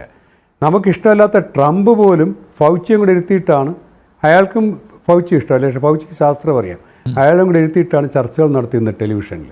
ഇവിടെ കോവിഡ് കാലത്ത് മുഖ്യമന്ത്രി പറയുമ്പോൾ ആരെങ്കിലും ചോദ്യം ചോദിച്ചാൽ പറയും അത് സാങ്കേതിക കാര്യം എനിക്കറിയില്ല എന്ന്. അത് കേൾക്കാനാണ് ജനം ഇരിക്കുന്നത്. ആരോഗ്യവകുപ്പ് ഡയറക്ടറെ കൊണ്ടാണ് വകുപ്പ് ഓടിക്കേണ്ടത്. മന്ത്രിമാർ വേണം പൊളിറ്റിക്കൽ തീരുമാനങ്ങൾ എടുക്കാനായിട്ട്, പൊളിറ്റിക്കൽ ഹെഡാണ്. പക്ഷേ മന്ത്രിമാർ 1 മാൻ ഷോയ്ക്ക് സിനിമ എടുക്കാനായിട്ടും ആരോഗ്യവകുപ്പിന് ഉപയോഗിച്ചുകൊണ്ട് ആരോഗ്യവകുപ്പ് മുഴുവൻ, ഇത് ഞാൻ പറഞ്ഞ എൻ്റെ കൂടെ ജോലി ചെയ്തവരും പഠിച്ചവരും അറിയുന്നവരുമാണ് ഈ ആരോഗ്യവകുപ്പ് മുഴുവനും. അവർ നിരാശരാണ്. അവർക്ക് പണി അറിയാൻ ചെയ്യാൻ സമ്മതിക്കുന്നില്ല. ഇതൊരു ഷോ ആയിട്ട് കൊണ്ടു നടന്ന് മന്ത്രി ഹെലികോപ്റ്ററിലും പ്ലെയിനിലും മരുന്ന് വരുത്തിയാണ് ഒരു ആരോഗ്യവകുപ്പ് നടത്തുന്നത്. അതൊരു ചെറിയ ജില്ലാ മെഡിക്കൽ ഓഫീസർ നടത്തേണ്ടതാണ്. മന്ത്രി ഓവറോൾ ലീഡർഷിപ്പാണ് കൊടുക്കേണ്ടത്. അതിന് രാഷ്ട്രീയ ഇച്ഛാശക്തി വേണം, പണം വേണം, കൃത്യമായ വിനിയോഗം വേണം, മുഴുവൻ പേരെ ഒരുമിച്ച് കൊണ്ടുപോകണം. ഡോക്ടർ രാമൻകുട്ടി എന്നെ പഠിപ്പിച്ച ആളാണ്, അച്യുതാനന്ദൻ്റെ മകനാണ്. അദ്ദേഹമാണ് കേരളത്തിലെ ലോകത്തറിയപ്പെടുന്ന ഹെൽത്ത് എക്കണോമിസ്റ്റ്. ഞങ്ങൾ പറഞ്ഞിട്ട് പോലും അദ്ദേഹത്തെ ഒരു കമ്മിറ്റിയിൽ ഉൾപ്പെടുത്തുന്നില്ല, അദ്ദേഹത്തിൻ്റെ ഉപദേശം സ്വീകരിക്കുന്നില്ല. കുറച്ച് മന്ത്രിമാർ അവരുടെ രാഷ്ട്രീയമായിട്ട് ബന്ധപ്പെട്ടവരും ഇരുന്ന ഒരു സംസ്ഥാനം ഭരിക്കാൻ പറ്റും. എൻ്റെയും കൂടെ ആരോഗ്യമന്ത്രിയാണ് ശ്രീമതി വീണ. ശ്രീമതി വീണയ്ക്ക് തെറ്റ് പറ്റിയാൽ എനിക്കും അപകടമാണ്. നമ്മുടെ എല്ലാവരും രോഗത്തെ ബാധിക്കും. അപ്പോൾ മുഴുവൻ കേരളത്തിൻ്റെ ആരോഗ്യമന്ത്രിയാണ്, മുഴുവൻ കേരളത്തിൻ്റെ സർക്കാരാണെന്ന ബോധ്യം ആദ്യം വേണം. എന്നിട്ട് മുഴുവൻ പേരെയും വിശ്വാസത്തിലെടുക്കണം. സൊല്യൂഷൻസ് ഞങ്ങളുടെയിലും ഉണ്ട്. ഞാനിപ്പോൾ UDFൻ്റെ ആരോഗ്യ കമ്മീഷൻ ചെയർമാനായത് മന്ത്രിയെ തോൽപ്പിക്കാനല്ല, മന്ത്രിയെ വിജയിപ്പിക്കാനാണ്. കേരളത്തിൽ ആരോഗ്യമന്ത്രി വിജയിച്ചാലേ എൻ്റെ ആരോഗ്യം ശരിയാവുള്ളൂ, നിങ്ങളുടെ എല്ലാവരുടെ ആരോഗ്യം ശരിയാവുള്ളൂ. അങ്ങനത്തെ ഒരു സമീപനം സർക്കാരിലില്ല. എതിര് പറഞ്ഞ ഉടനെ സംസ്ഥാന ദ്രോഹിയാണ്. അവിടെയാണ് തകരാറ്. Okay, well said doctor SSR. Advocate Sreepadmanabhan, doctor Haris Chirakkal ഉന്നയിച്ചത് അദ്ദേഹം പ്രതിനിധാനം ചെയ്യുന്ന, അദ്ദേഹം നേതൃത്വം നൽകുന്ന യൂറോളജി ഡിപ്പാർട്ട്മെൻറ്റിലെ ഒരു പ്രശ്നമാണ്. അവിടെ ശസ്ത്രക്രിയാ ഉപകരണമില്ല. അതിൽ ഒരു ജനറലൈസേഷൻ നടത്തി മാധ്യമങ്ങൾ എന്നൊരു വിമർശനമാണല്ലോ ഇപ്പോൾ റെജി ഉന്നയിച്ചത്. അതായത് കേരളത്തിലെ എല്ലാ സർക്കാർ മെഡിക്കൽ കോളേജുകളും അതുപോലെ സർക്കാർ ആശുപത്രികളിലും കൊള്ളില്ല എന്ന രീതിയിൽ ഒരു പ്രചരണം വന്നു, തെറ്റായ രീതിയിൽ ചിത്രീകരിക്കപ്പെട്ടു എന്നാണ് പറയുന്നത്. പക്ഷേ ഡോക്ടർ ഹാരിസ് ചിറക്കൽ പറഞ്ഞതുകൊണ്ട് ഞങ്ങളെപ്പോലുള്ളവർ അന്വേഷിച്ച് ചെന്നപ്പോൾ എല്ലായിടത്തും, എല്ലാ മെഡിക്കൽ കോളേജുകളിലും എല്ലാ ആശുപത്രികളിലും ഇത്തരത്തിലുള്ള നിരവധി പ്രശ്നങ്ങളുണ്ട്, പരശതം പ്രശ്നങ്ങളുണ്ട്. ആ പ്രശ്നങ്ങളൊന്നും പരിഹരിക്കപ്പെടാതെ കിടക്കുകയും ചെയ്യുന്നില്ലേ? തീർച്ചയായും. ഇപ്പോൾ ഒരാൾ ഒരു വിഷയം, ഒരു പോരായ്മ ചൂണ്ടിക്കാണിക്കുമ്പോൾ അതിനെ ഒരു അപവാദ പ്രചരണമായി ദയവ് ചെയ്ത് കാണരുത്. അത് മാധ്യമങ്ങളിൽ വാർത്ത വരുമ്പോൾ അതിനെ ഒരു ദുഷ്ടലാക്കോടുള്ള ഒരു പ്രവൃത്തിയായി കാണരുത്. അതിൽ വസ്തുതയുണ്ടോ എന്ന് പരിശോധിച്ചിട്ട് അത് തിരുത്താനുള്ള ശ്രമം ഉണ്ടാവണം. കാരണം ഇത് ഏറ്റവും മർമ്മപ്രധാനമായ മേഖലയാണ്. ഒരു കാര്യം സത്യമാണ്, കേരളത്തിലെ സർക്കാർ ആശുപത്രികളിൽ പോരായ്മകളുണ്ട്. അതോടൊപ്പം തന്നെ സർക്കാർ ആശുപത്രികളിൽ വരുന്ന രോഗികളുടെ എണ്ണം ആ ആശുപത്രികൾക്ക് കൈകാര്യം ചെയ്യാൻ പറ്റുന്നതിലും വളരെയധികം വളരെ അധികമാണ്. ഇതും സത്യമാണ്. ഈ സത്യമൊക്കെ അംഗീകരിച്ചുകൊണ്ട് തന്നെയാണ് പറയുന്നത്, നമ്മൾ പ്രശ്നങ്ങൾ പരിഹരിക്കാനുള്ള ഒരു ശ്രമമാണ് വേണ്ടത്. ഇപ്പം ഞാൻ ഒരു ഉദാഹരണം പറയാം. ഇപ്പം ഇവർ ഈ കേരളം നമ്പർ 1 ആണെന്ന് പറയുന്നുണ്ടല്ലോ. ഇന്ത്യയിൽ ആരോഗ്യ മേഖലയിൽ വളരെ പിന്നോക്കം നിന്നൊരു സംസ്ഥാനമായിരുന്നു ഉത്തർപ്രദേശ്. 2016-17 കാലഘട്ടം വരെ ഉത്തർപ്രദേശിൽ 15 മെഡിക്കൽ കോളേജാണ് ആകെ ഉണ്ടായിരുന്നത്. അതായത് ഉത്തർപ്രദേശിൻ്റെ വലിപ്പം നമ്മൾ ആലോചിച്ച് നോക്കണം. 1075 ജില്ലകളുള്ള കേരളത്തിൻ്റെ 4 ഇരട്ടി വലിപ്പമുള്ള ഒരു സംസ്ഥാനമാണ് ജനസംഖ്യാ കാര്യത്തിൽ. അപ്പോൾ അവർക്ക് ആകെ 15 മെഡിക്കൽ കോളേജാണ് ഉണ്ടായിരുന്നത്. ഇന്നിപ്പോൾ 8 വർഷം കഴിഞ്ഞ് തിരിഞ്ഞു നോക്കുമ്പോൾ ഉത്തർപ്രദേശിലെ മെഡിക്കൽ കോളേജുകളുടെ എണ്ണം 61. അവരുടെ ടാർഗറ്റ് 75ആണ്. അതായത് എല്ലാ ജില്ലയ്ക്കും ഒരു മെഡിക്കൽ കോളേജ്, അങ്ങനെ 75 മെഡിക്കൽ കോളേജ് ടാർഗറ്റ് ചെയ്തിട്ടാണ് അവർ മുന്നോട്ട് പോകുന്നത്. അവർ 2 എയിംസ് കൊണ്ടുവന്നു. നമുക്ക് ഒരു എയിംസ് ആവശ്യമാണ്. നമുക്ക് അനുയോജ്യമായ സ്ഥലം ഏറ്റെടുത്ത് കൊടുത്താൽ ഒരു എയിംസ് വരും. പക്ഷേ അങ്ങനെ അനുയോജ്യമായൊരു സ്ഥലം കണ്ടെത്തി അത് ഏറ്റെടുത്ത് കൊടുക്കാനുള്ള സംവിധാനം അല്ലെങ്കിൽ ഒരു കാര്യക്ഷമത ഇവിടെ ഉണ്ടായിട്ടില്ല. അപ്പം നമ്മൾക്ക് ഉണ്ടായ പോരായ്മകൾ ആരെങ്കിലും ചൂണ്ടിക്കാണിക്കുമ്പോൾ അതിനെയൊക്കെ അപവാദ പ്രചരണമായിട്ടും ദുഷ്ടലാക്കോടുള്ള പ്രവൃത്തിയായിട്ടും കാണുന്നതിന് പകരം ഈ പ്രശ്നങ്ങൾ പരിഹരിക്കണം. കേരളത്തിന് ഇനി പുതിയ സർക്കാർ മെഡിക്കൽ കോളേജുകൾ ഉണ്ടാക്കാൻ കേന്ദ്രം 60% വഹിക്കാമെന്ന് പറഞ്ഞിട്ടും കേരളം തയ്യാറാവുന്നില്ലെങ്കിൽ വേണ്ട, ഒരുപക്ഷെ ബാക്കി 40% മുടക്കാനുള്ള സാമ്പത്തികമായ ശേഷി ഇപ്പോൾ ഇല്ലാത്തത് കൊണ്ടായിരിക്കാം. പക്ഷേ നിലവിലുള്ള മെഡിക്കൽ കോളേജുകളിൽ, നിലവിലുള്ള സർക്കാർ ആശുപത്രികളുടെ ഇൻഫ്രാസ്ട്രക്ചർ ഡെവലപ്പ് ചെയ്തേ പറ്റൂ. അത് ഡെവലപ്പ് ചെയ്യാണ്ട് ഇത് മുന്നോട്ട് പോകില്ല. പ്രത്യേകിച്ച് ഞാൻ നേരത്തെ പറഞ്ഞല്ലോ, ഈ ആയുഷ്മാൻ ഭാരത് പല സ്വകാര്യ ആശുപത്രികളിലും ഫണ്ട് അവർക്ക് പേയ്മെൻറ്റ് നടത്താത്തതിൻ്റെ പേരിൽ അവർ പിന്നോട്ട് പോയ സ്ഥിതിക്ക് ഈ സർക്കാർ ആശുപത്രികളുടെ തിരക്ക് കൂടാനേ പോകുന്നുള്ളൂ. അപ്പോൾ അതുകൊണ്ട് സപ്ലയേഴ്സിനുള്ള പേയ്മെൻറ്റ് കൃത്യമായി നൽകാൻ സാധിക്കണം. അതോടൊപ്പം ഇൻഫ്രാസ്ട്രക്ചർ ഫെസിലിറ്റീസ്, അടിസ്ഥാന സൗകര്യ വികസനത്തിലെ പോരായ്മ പരിഹരിക്കാൻ സാധിക്കണം.